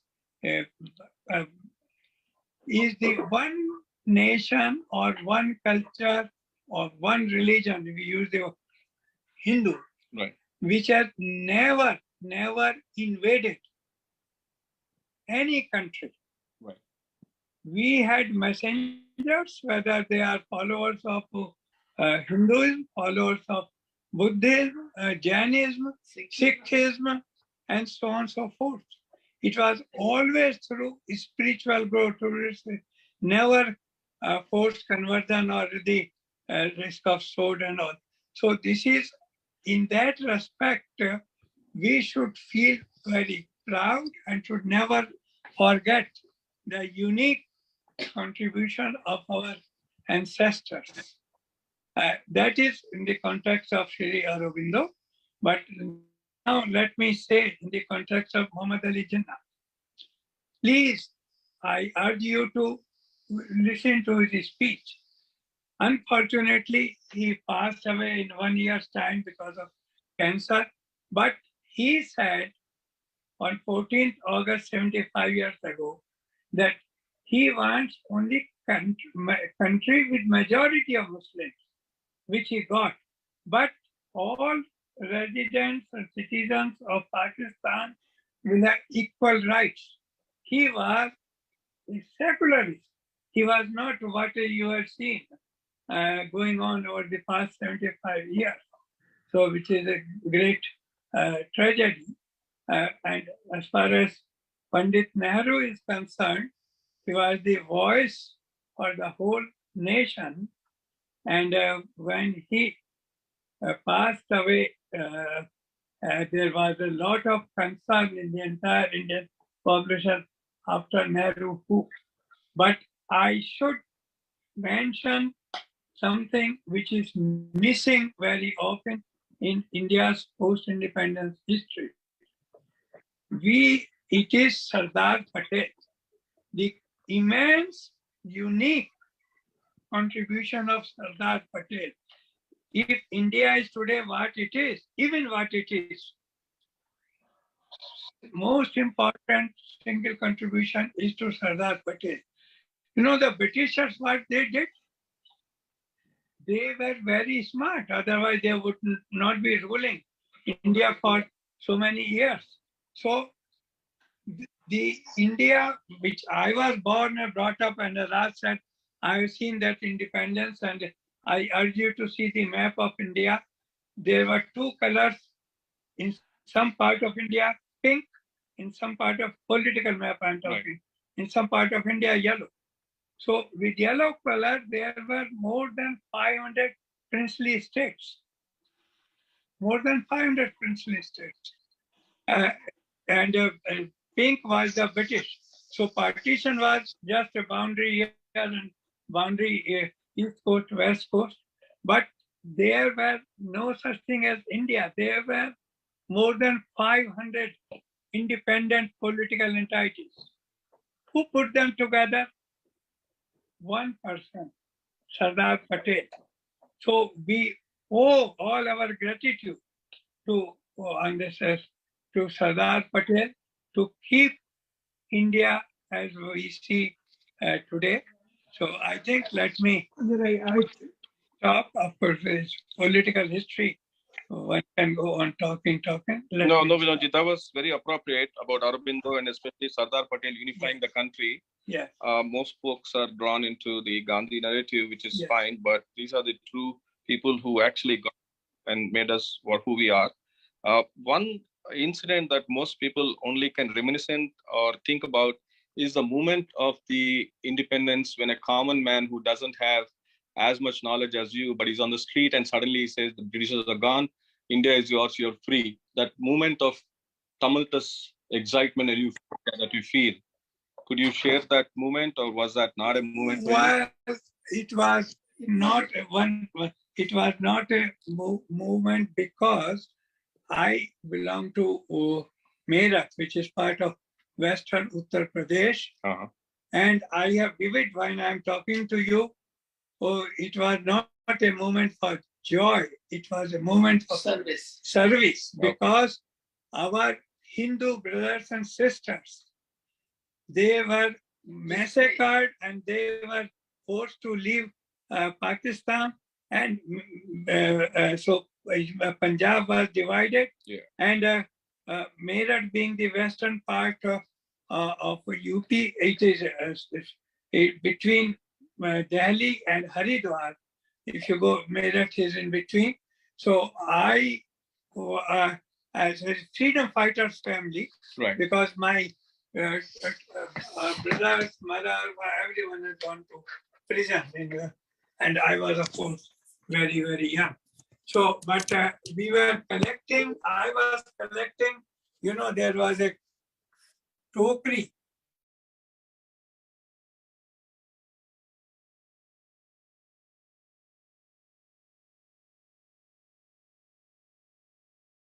Rajesh, we lost your audio. Of dal and so on. So we were collecting and then serving the refugees for those who are coming from Pakistan. From Pakistan, Hindu refugees.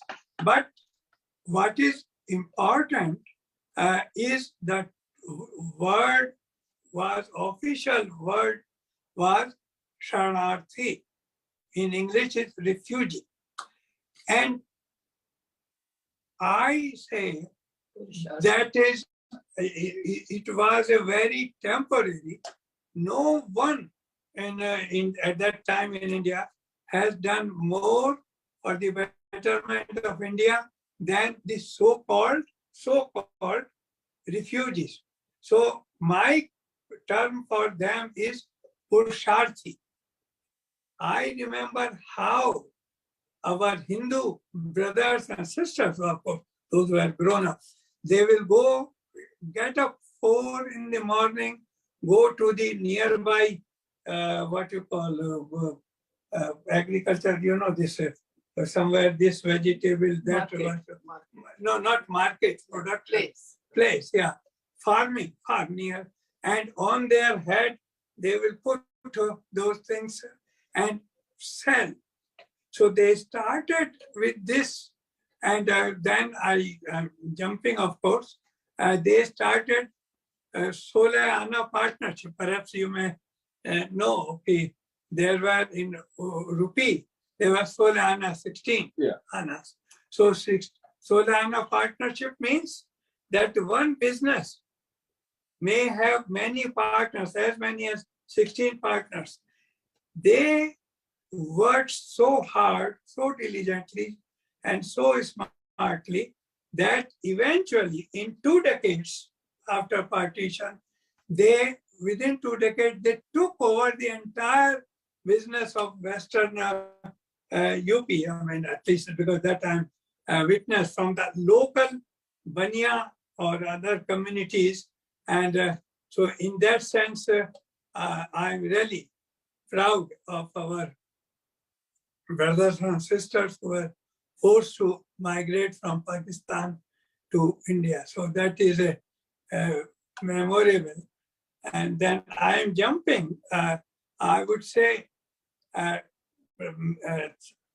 tens of thousands of Indians, or maybe 100 by now, hundreds of thousands have come from India to USA. But frankly speaking, we had come for our personal career. I'll be honest. Yeah. I didn't come to USA to serve India. I came to USA along with my wife, Sarla ji, to serve my family because our child was born with disabilities and his future had no future in India. And so we came here. But I may have this reason, others came for their personal career because I also had my fellowship at MIT, did my personal career. But I would say I am immensely, grateful to Indira Gandhi, Mrs. Gandhi, to impose the emergency. I don't know what Indian Americans would have been doing if she had not imposed the emergency. She imposed the emergency, and which was lifted in 21 months from 1975 to 77 in 21 months. So during that period, and thanks to our some of us a background of RSS, which I had because I had gone even to prison on July 1, 1949. I participated in Satyagraha and I disappeared from home, not caring for my 12th grade board examination. But man proposes, God disposes. I am of the firm conviction when we are doing something good for others, there is some supreme who is watching. So what happened? I was always getting first class and distinctions. And because of this prison, I had only 2 weeks of time to prepare for the 12th grade board examination. So it was impossible to get those. But UP government, only 12th grade, not 10th grade. 12th grade papers were leaked. And because papers were leaked, so the examinations are postponed by 5 weeks. So that the new papers, and that enabled me to retain my usual distinctions and first class. Now, coming back to US, so unfortunately, Mahesh Bhai passed away recently. Yeah. Under his leadership, that is Dr. Mahesh Mehta, who was a scientist in Boston, we all got together and started India Relief Fund to raise money here and help the families of political prisoners. Because whether they were followers of JP movement or RSS and maybe some others as well, they were all put in prison.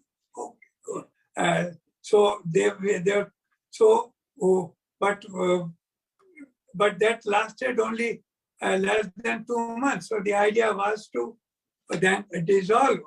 India Relief Fund was no more needed. But partly because of my family background and more so my World Bank experience, we traveled by that time extensively and seen the poverty in other countries as well as in India. So I said India Relief Fund is always going to be needed, and its mandate on the relief, whether it's a disaster, that disaster, rather than serving the political prisoners. Then, thanks to my dear half work partner, when I was reaching 50 years, she reminded me I talked to her 4 ashramas which we have in our Hindu way of life. So, which means after 50, you have to take 1 plus. And I could not take 1 plus because I have no money to draw every month for living. So I served the World Bank for 5 more years. At that time, 55 was the absolute minimum in order to start drawing pension. And so that is both Sarla's my life story. And then we renamed and expanded India Development and Relief Fund. Yes. I need 2 minutes. Yeah, you're fine. Just It's fine. India Development and Relief Fund, which is run from our home with is a voluntary, or it provides a platform to anyone and everyone who wishes to help India financially.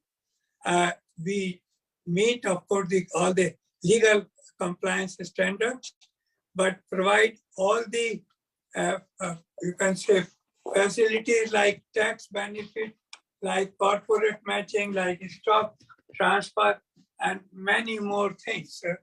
And believe it or not, our advertisement cost, publicity promotion is absolute zero.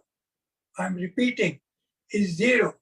Yet, thanks to the dedicated team of IDRF, very small staff like Vanda and Niti and many other volunteers around the country, we have retained, we are retaining the gold is, the guide star, which is the source of all the public charities in USA. We have for past 7 years, we have rating of platinum, which is the supreme rating. Then Charity Navigator, which does through computerized system in 4 different categories. There we have 4 out of 4 star rating for 9 consecutive years. And over the 9 consecutive years, only 6% of public charities are able to retain this, which had received 8-9 years ago. And finally, in the great non-profits, for the past 10 years, we are continuously top rating, that was getting 5 stars out of 5 stars. But it is all blessings of Supreme Paramatma, who is guiding, who is providing. And last point, please forgive me. If I was not involved, if both Sarlaji and I were not involved in IDRF, I would have left this planet 10, 11 years ago, because I lost my eyesight completely 12 years ago, and I was under deep depression, and there was no way of recovery. Deep depression, total loss of eyesight. And what saved me, not of course the 2 square meals, that is there, but it is the spiritual strength, inner joy. It is the Atma Santushti, which I was able to drive and being blessed by Paramatma. So I would say, whether in terms of time or in terms of money or in any other way, when you are helping others, it is never a waste of time or your resources. Supreme is watching and you get return, invisible return. So please, in your own way, do with American society, this is our Karma Bhumi. We ought to do our duty here. And Matrbhumi, Dharmabhumi, our Bharat. So for Bharat, if you wish to do, IDRF is your organization. Thanks, Rajesh, for giving me this opportunity. Vinodji, you covered a lot. I won't take more time from you. I was trying to bring out post-India, when the leadership stayed with us, while the other country that was formed did not have leadership, and how that helped, including Green Revolution and such things, and also at Latur, and also the fact that you raised over $6.4 million at the age of 90, when majority of us, we don't know what we'll be doing at that age. And directly and indirectly, I think you have been a force multiplier and also a father to many organizations like ACL and others, where you gave the seed funding and spin off in a particular direction. I think the key challenges in India right now are what we call water, where about 650 million people actually in the world don't have access to safe drinking water. Health, where 13 million in the world, children under 5, they die from illnesses. Energy, 1.2 billion in the world are without access to electricity. 775 million adults, approximately 12% of the world's population, they are functionally illiterate. The livelihood, 1 billion people practice open defecation, and about 9 of 10 are in rural areas. And the sustainability, living in informal settlements and self-built homes. So there is a lot more we want to get from you as far as relief, rehabilitation, rescue is concerned, how you operate. But if you briefly summarize, and then possibly we can set up another time for a detailed discussion. I will just give only one example, that is of Latur earthquake. Can I interrupt you for 1 second, Vinodji? Sarlaji is offering something. No. You see what was happening. The money is crucial. We would prepare 10 pages report. Right, annual report. Yeah, I've seen that every year. Annual report is only in 1 page. 1 page. Let me show it. Yeah. I think this is the initiative of Sarlaji. And turn around. Yeah, I'll do that. The back. Image is slightly blurred, but I can share the flyer with my. No, I'm going to give you the flyer. But the point is, it is at her initiative. She called 1 pager. Basically, it is 1 sheet, 2 pages. On one side, 1 page is everything about 1 year, latest year, summary. And the other side, summary of the entire idea, all the 30 years plus. So that was her idea, and this has been going on. And I also remember the bookmarks that you used to always give me to give to people, and my daughter uses them for reading. Right. Now I have brought something. One suggestion for you. Yeah. Read one book, which Arya reads also. Right. And you will find, I just got it from the library. Okay. And it's available in all libraries. I'll take a picture and then Solidarity, Unbroken by Solitary. Yeah. Unbroken by 4 decades in solitary confinement. My story about transformation and hope, Albert Wood Fox. He was accused of something he never did. And he was for 43 years in jail. I'll put it on the table. And how he recovered, and what is the mental fortitude, how you go through that. It is just beyond all that. Beyond even believing that humans have this much capacity. Human endurance, even beyond that. He's the black man in this country. So I'm just giving you the 1 year's report. I'll take and the title of this book. I'll take a picture. You and Arya read this book together. Yes, sir. Because this one, it will do to her back and forth dialogue with you. Right. Yeah. Thank you. And it's available in the library. Yeah, so you just we don't pretty have much go every day or every week. Yeah, right. But this is something I kept on thinking, is it real story? How you could last that long. So I called the librarian and I said I would like to speak to the senior librarian. This is okay. And then I spoke to her and she really put me on the right path.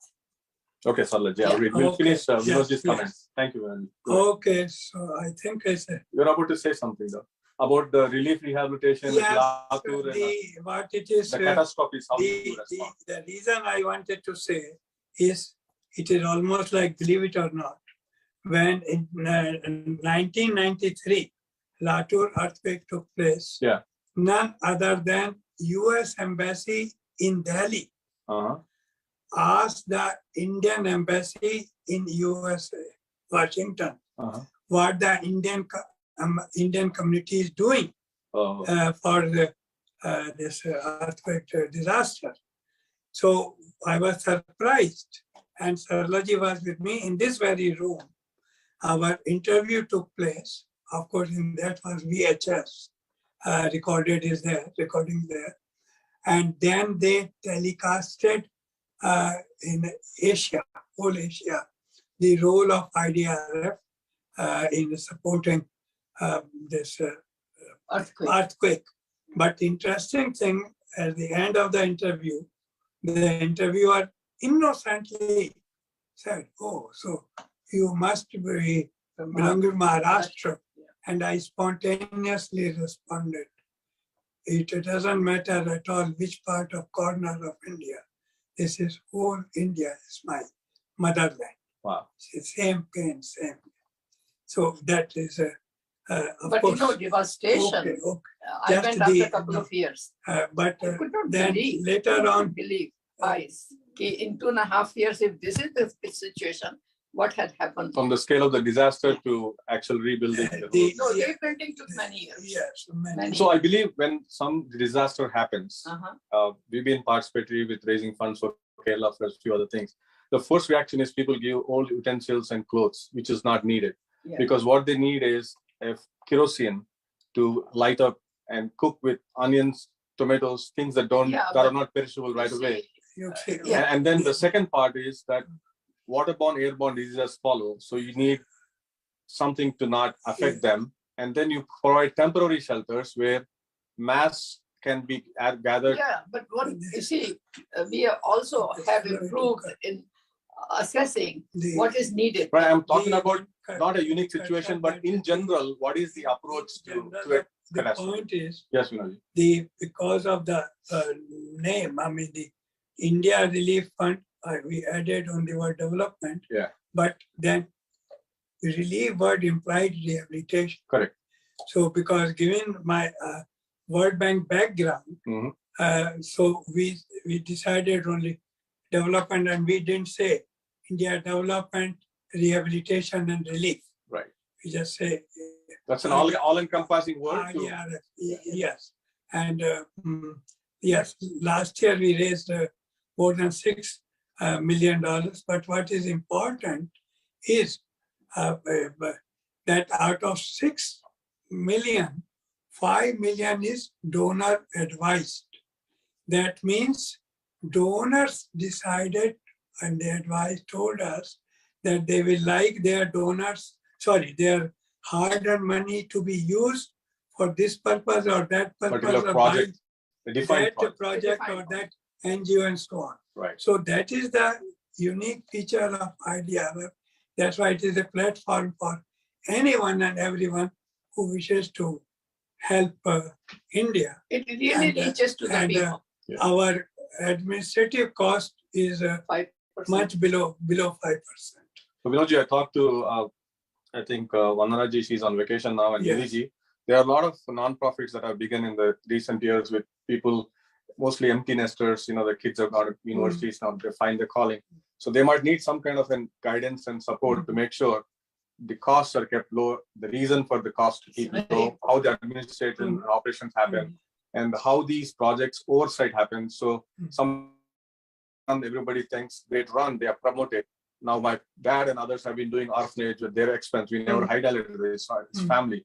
But when you do these things and then the money goes in the wrong hands and spent wrong way, it's very difficult to recall and retool. So being proactively there ahead of time and mentoring, I think if IDRF can come with a program, and we have brilliant people like industry and organizational institutional experience like Gulati ji and others, they can probably handhold a couple of them and show, and we can do a better approach at how community money is not. Yeah, but you have to realize at our age, our energy level, mental and physical. Through the organization, but different individuals. No, but you are right. If you can organize, it will be say 1 hour program. So there will be some US, Indo-US business corporations or individuals. Right. There are people, the Indian American communities among the last comment. Most affluent communities. And listen, you keep on saying those who are giving, they are giving always. We will be happy to share our experience and knowledge. And that's it. So Vinodji, thank you for your time. I kept you away from your lunch, which I probably will join as well. So And you are going to eat. I'm going to. So I'm going to share a few thoughts of mine. I've been sitting too long. So I think I am part of an organization called Indo-US Rare. So Indo-US Rare. So basically rare diseases, RARE, rare. Indo-US Rare. Yeah. So when a child is in the womb and there are ways to find out if the child has malformed organs. So that way the pregnancy, if needed, organization can gain from an experience like this. I'm an advisor. So there are several initiatives like this that, I tell you, energy is very limited. And whatever in one life we could do, we have done it. But if advice has to be on the phone, that way. a few minutes. Not an engagement with any organization. That is doable. But really, it is tough on emotion. It is tough on your time. Right. It is tough on your energy. And I'm not willing to deplete everything for the sake of happiness of so and so or so well-being, because I'm not able to do that. Right. Well, I think you're pretty candid and I where to draw a have to line. do that. So, yeah. It just it used to be. Okay. You see, before the computer, we used to stuff the envelope. Yeah. So they will come 2 or 3 weekends. So they are 11 o'clock until 5 o'clock. Whatever food is needed, I needed to provide. Just I was the only one who was doing it, right. But only for 3 weekends, which is not too bad. So you build it, slowly, but people say, oh, people have a lot of resources. You don't know. It is their responsibility to see their community and things like that. I don't hear encouraging words from them that yes, things are really bad and let us chip in. So I refuse to do what I did before. Salaji and Vinodji, all we need is your blessings. I think we are ready with our leadership and we'll try to do our best. Before we say, our thank yous and express gratitude, we have Vishwanathan and also Pranita, exceptionally patient. I was supposed to get them early on along with Dr. Vinodji, but we were not able to. So both congratulations to you both for winning the robotics and also for continuing to show the passion for India. If you both would like to share some thoughts, I had different plans to get you on, but I couldn't. So after you, we'll have Purushottam Swami bless the event. Pranita, you want to go first or Vishwanath?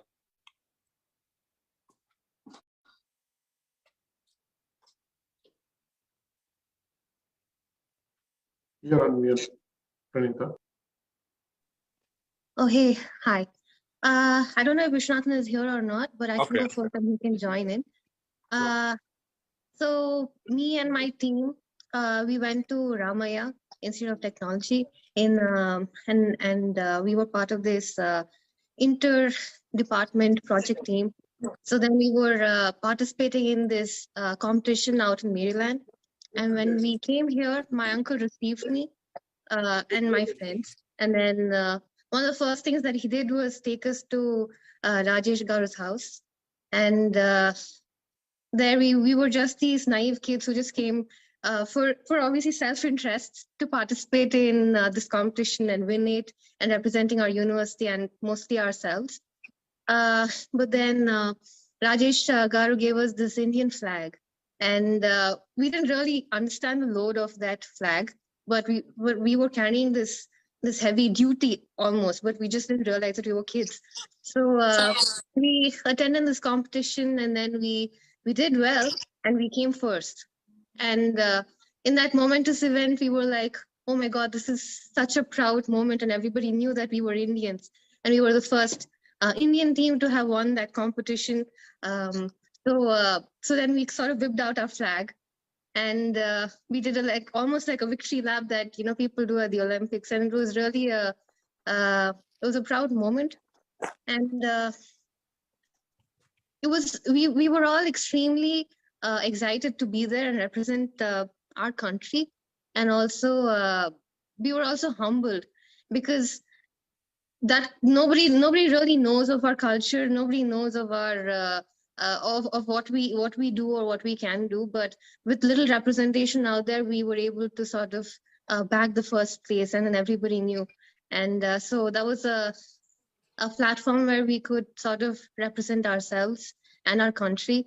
And as we went there to represent ourselves, but then at the end it became like a representation of the whole country. So it was great. So I remember you having been flashed in the newspapers and all over. And when I asked you, what are you going to do after winning, you had a coy smile, like not knowing what to say. But I knew it would happen, and we were pretty confident. Congratulations, you did the nation proud. Thank you. Is Vishnath here, or I'm not sure. He may have missed. Okay, that's fine. I'm here. That's fine. Yeah, go ahead. Yeah, so I Go think ahead. You're the boisterous one. Go ahead, Vishnath. Yeah, I think Pranita summarized the whole, the whole journey together. Right, it was a pretty proud moment for us to be where we were. Right, so we were the only Indian team to win this competition up until that point. Right, and whatever happened paved the way for a lot of other Indian universities to start sending teams for these kinds of events. And I think specifically in our university, right, there's been about 80 or 90 students since we graduated that took upon this whole, the legacy we left behind to continue it forward. And I'm pretty proud to say that most of these folks have either come to the US, either to pursue masters in fields of engineering, or went on to start companies in India to use drones and use autonomous vehicles for social causes like medicine, vaccine deliveries, and so on.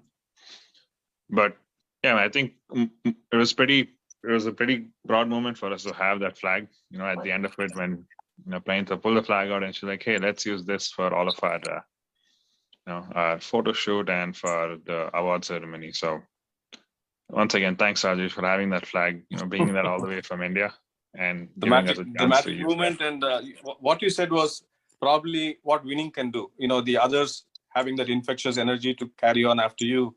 I think for about 5 years or so, there was a drought. You got like minuscule string shoe budget. And then when I was fully telling my friend Shekhar, whose niece is Pranita, they'll win. And he was like, what? He looked at me like, are you sure? And then after I gave the flag, I said, it's going to fly, watch. And then it happened. Until then, nobody believed, but when it happened, now everybody does. So this flag has got a lot of success stories behind it. So thank you for doing your part. Is Sanju on there? If not, we can have Nara share some thoughts. The birthday boy, deluged with demands of access and so much else. And then you can cordially welcome our spiritual guru, Purushottam Swami, who's going to bless us all. Nara?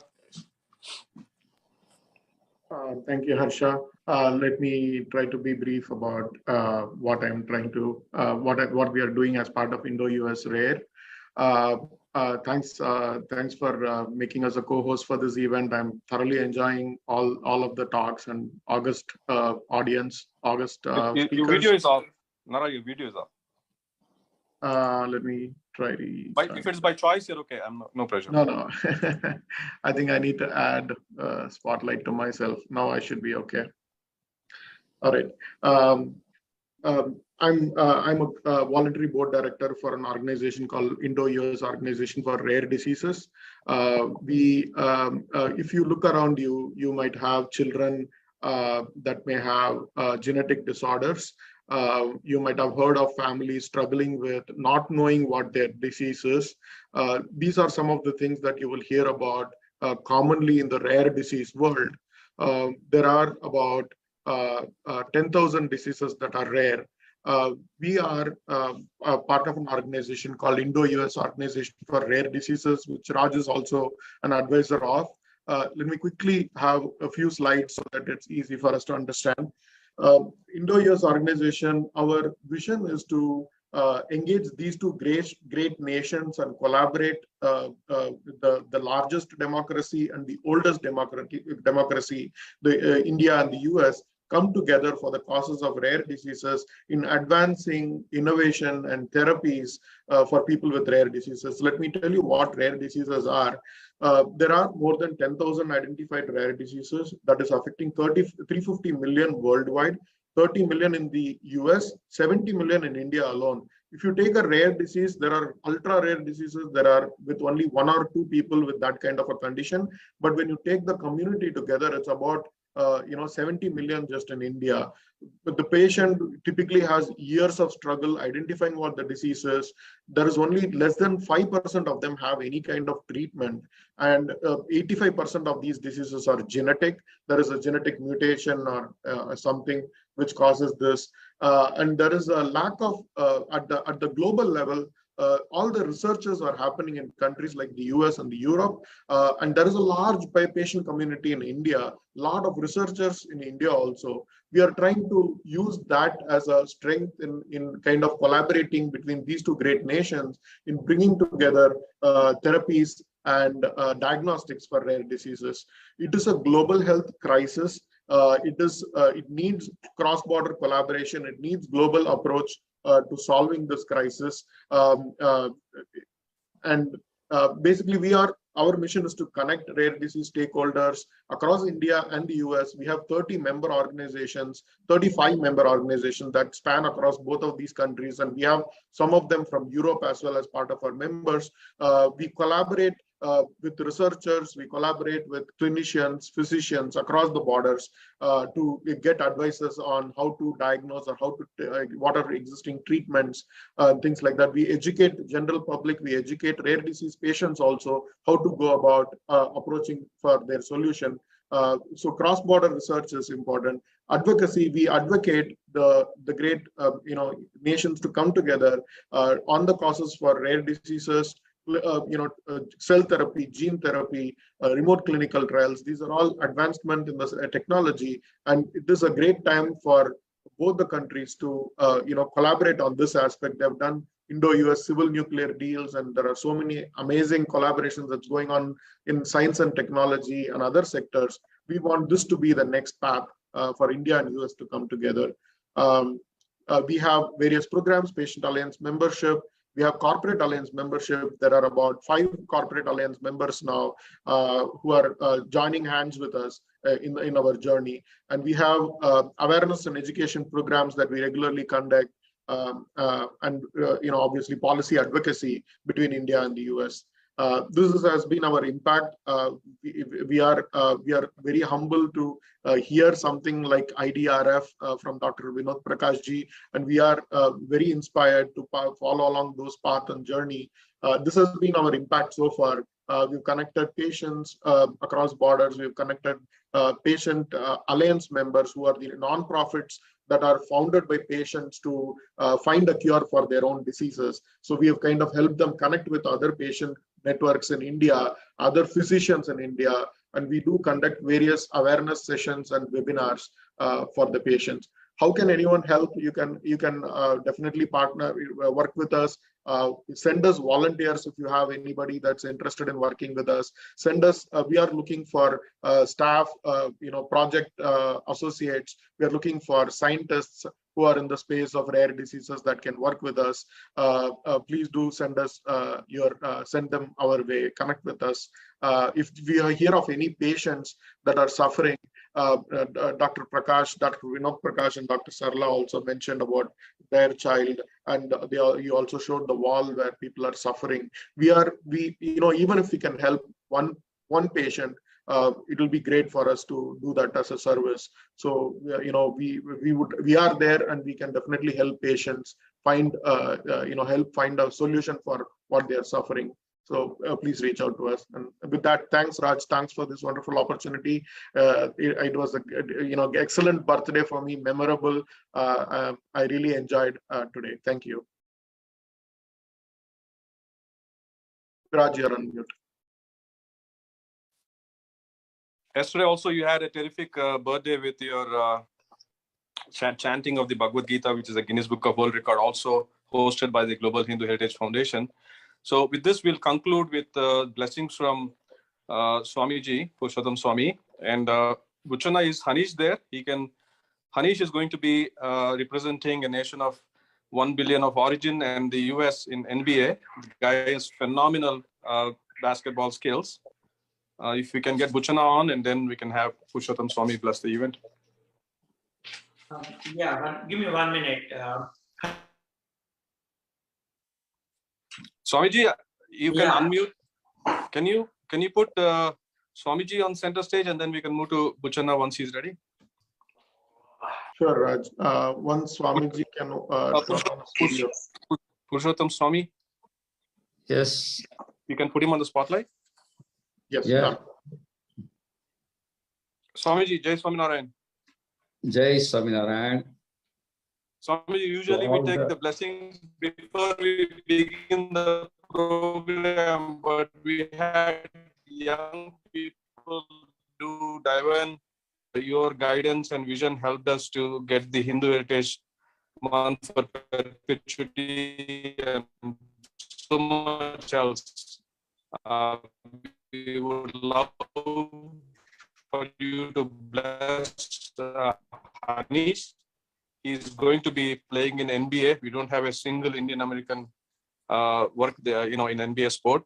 And you can bless him and along for a long life, and Sarlaji and the whole world for conflict-free and peaceful society. I think you're in to honor you appropriately for Deepavali. We will send an invite to Pramukh Swami Maharaj, but thank you for joining. We are inspired by what BAPS does, and I cherish all the relationship and guidance and mentorship you provide, not just to me, but to a lot of people globally. So can I start now?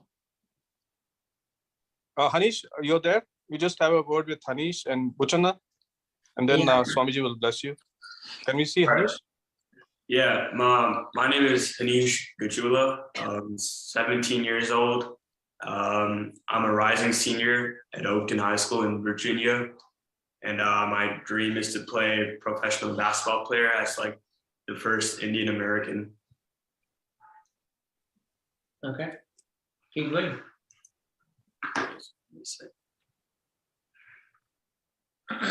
You can take your hoodie off. Yeah. I want to see the first Indian American bear. Yeah, I remember right from a young age when you were pursuing the career of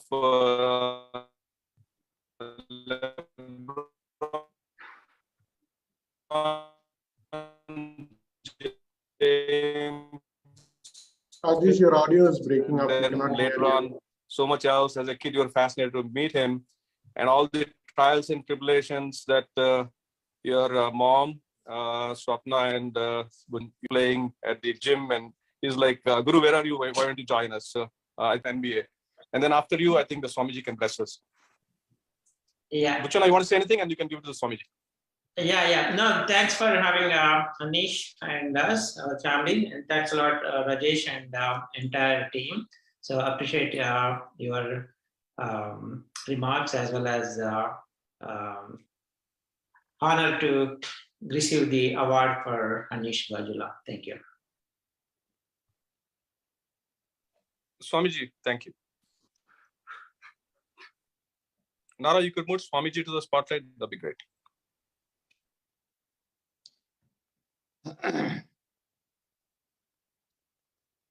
Om Sahana Bhavatu Sahano Gunaktu Sahaviryam Karavavahai Tejasvinavadhu Tamastu Mam Vidvisavahai. Om Shanti Shanti Shanti. Today is a great day for all the people of India, living in India and abroad also. On this very auspicious day of 75th Independence Day of India, Rajesh has organized this webinar and invited so many dignitaries from all the field, from India and USA also. So it is our now duty to carry on the responsibility given to us to lead India towards better life and better country. Today I would like to remind you one story of Sardar Vallabhbhai Patel also. Today, what we are, and we are celebrating this 75th Independence Day with so much of proud because of Sardar Vallabhbhai Patel. He made around 530 princely states to surrender, and he made this great country, Bharat. That is his contribution, and the courage he had, which has proved, by doing this great work. But I would like to tell you one story which is unknown to other people.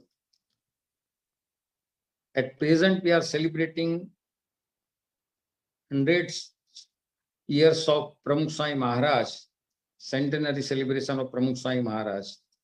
His guru was Shastriji Maharaj. And the father of Sardar Vallabhbhai Patel was Jawaharbhai Patel, and he was staunch devotee of Shastriji Maharaj. When Jawaharbhai Patel brought both of his sons, Vittalbhai and Vallabhbhai Patel, to Shastriji Maharaj to bless them, because they were going abroad, UK, for further studies. Shastriji Maharaj told his father that both are heroes of India, and pointing towards Vallabhbhai Patel, he told that Vallabhbhai Patel, he will be a Betaj Badshah, unparalleled king of India, Betaj Badshah of India. And that is what power he got from Shastriji Maharaj, his blessings. And he has so much of energy, to do such type of work. Pramukh Sai Maharaj also met Sardar Vallabhbhai Patel. And when Sardar Vallabhbhai Patel passed away, Shastriji Maharaj, he had decided Parayan on spiritual granth, means spiritual granth, in his remembrance. So, Swaminarayan movement has encouraged such good people and brought to such, such type of work. And with so much of effort, and he has got so much of energy from Bhagavan Swaminarayan and his Guru Shastriji Maharaj, so he could accomplish what the work God desired from him. And that is how now we are celebrating this Independence Day in such a good manner.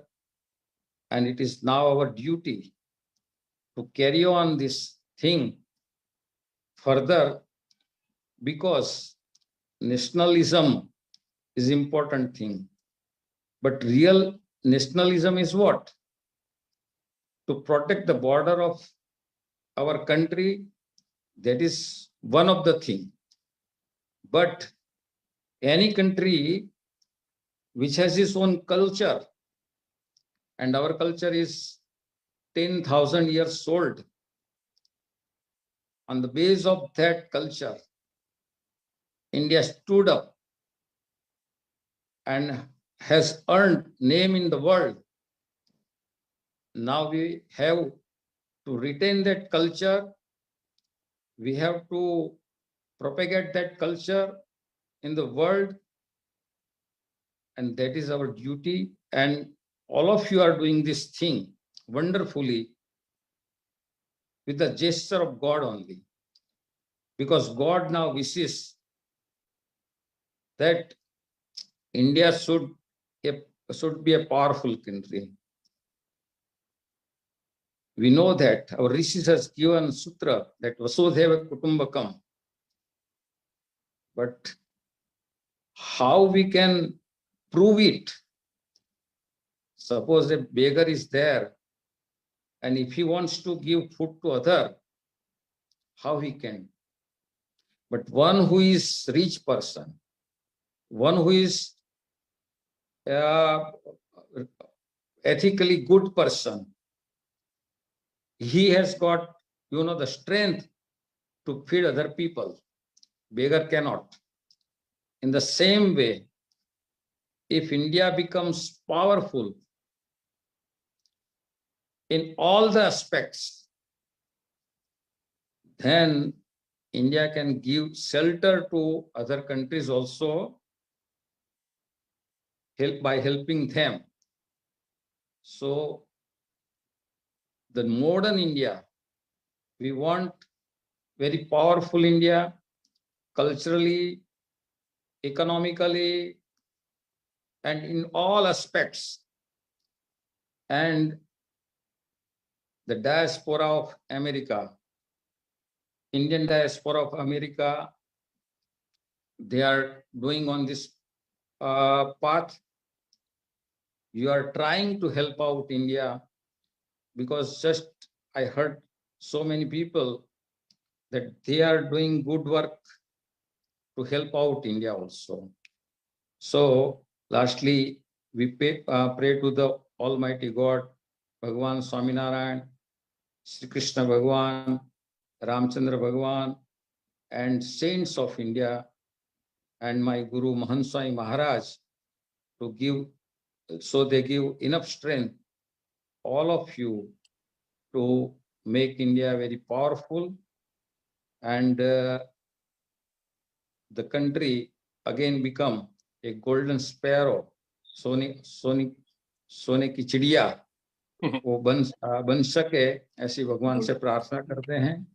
Thank you very much for inviting us and giving this, unique webinar on this day of Independence, 75th Independence Day. Jai Swaminarayan to all.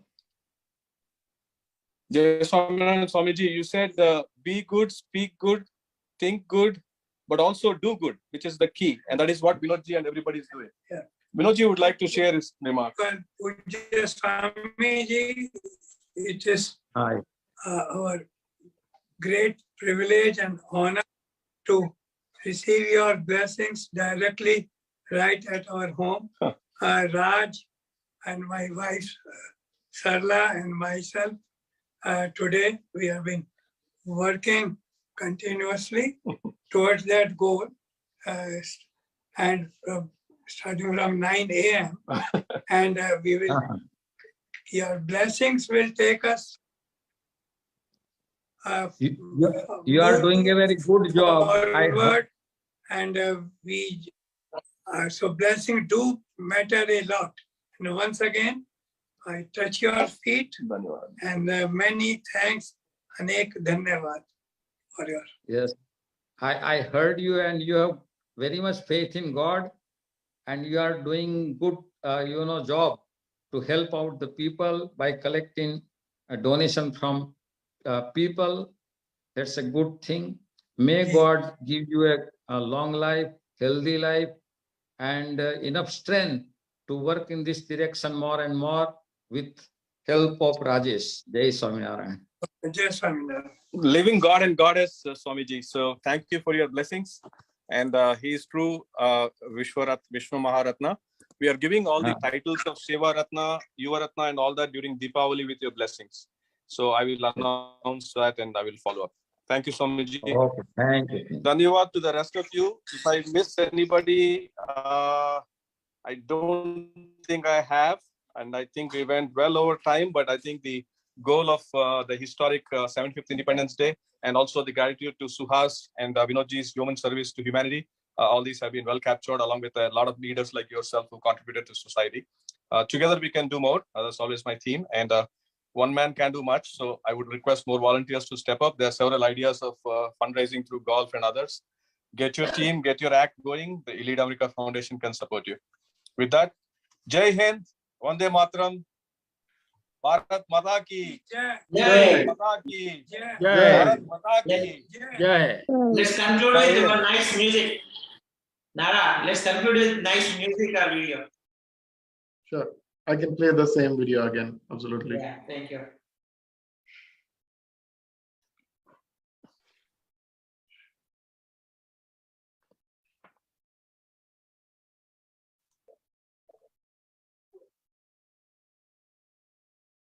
Just a second. Krishna Garu, when did you come back from India?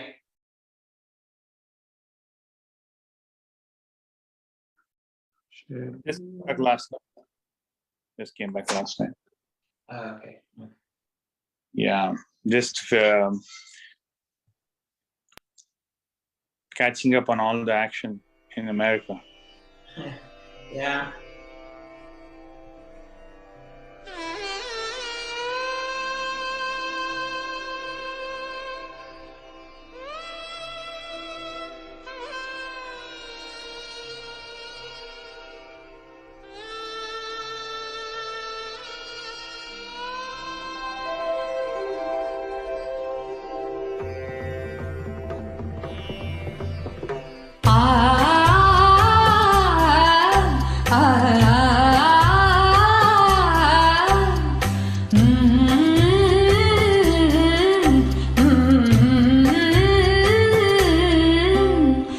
स्वागतं शुभ स्वागतं अथ स्वागतं शुभ स्वागतम् आनन्द मङ्गल मङ्गलम् आनन्द मङ्गल मङ्गलम् myth प्रियं भारत भारतं myth प्रियं भारत भारतं स्वागतं शुभ स्वागतम् अथ स्वागतं शुभ स्वागतम्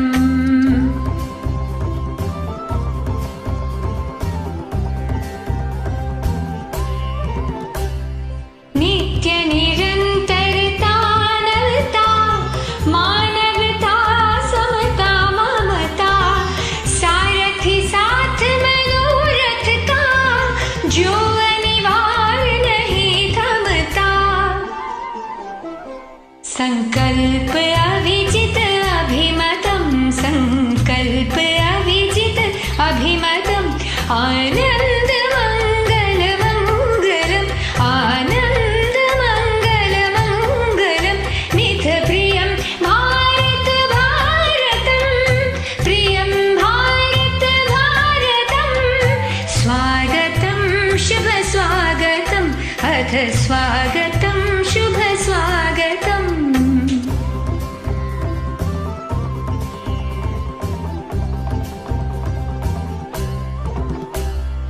कुसुमित नई कामनाएं सुरभित नई साधनाएं कुसुमित नई कामनाएं सुरभित नई साधनाएं मैत्रीमती क्रीड़ांगन में प्रमुदित बंधु भावनाएं मैत्रीमती क्रीड़ांगन में प्रमुदित बंधु भावनाएं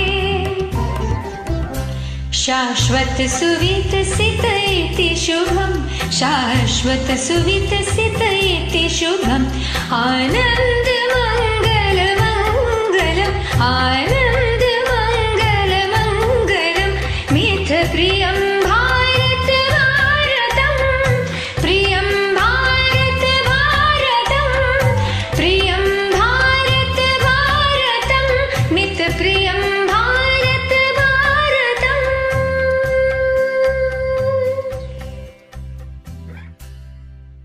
All right. Thank you. Let's conclude it now. We'll catch up for Diwali. Thanks, everyone. Bye. Thank you. Bye.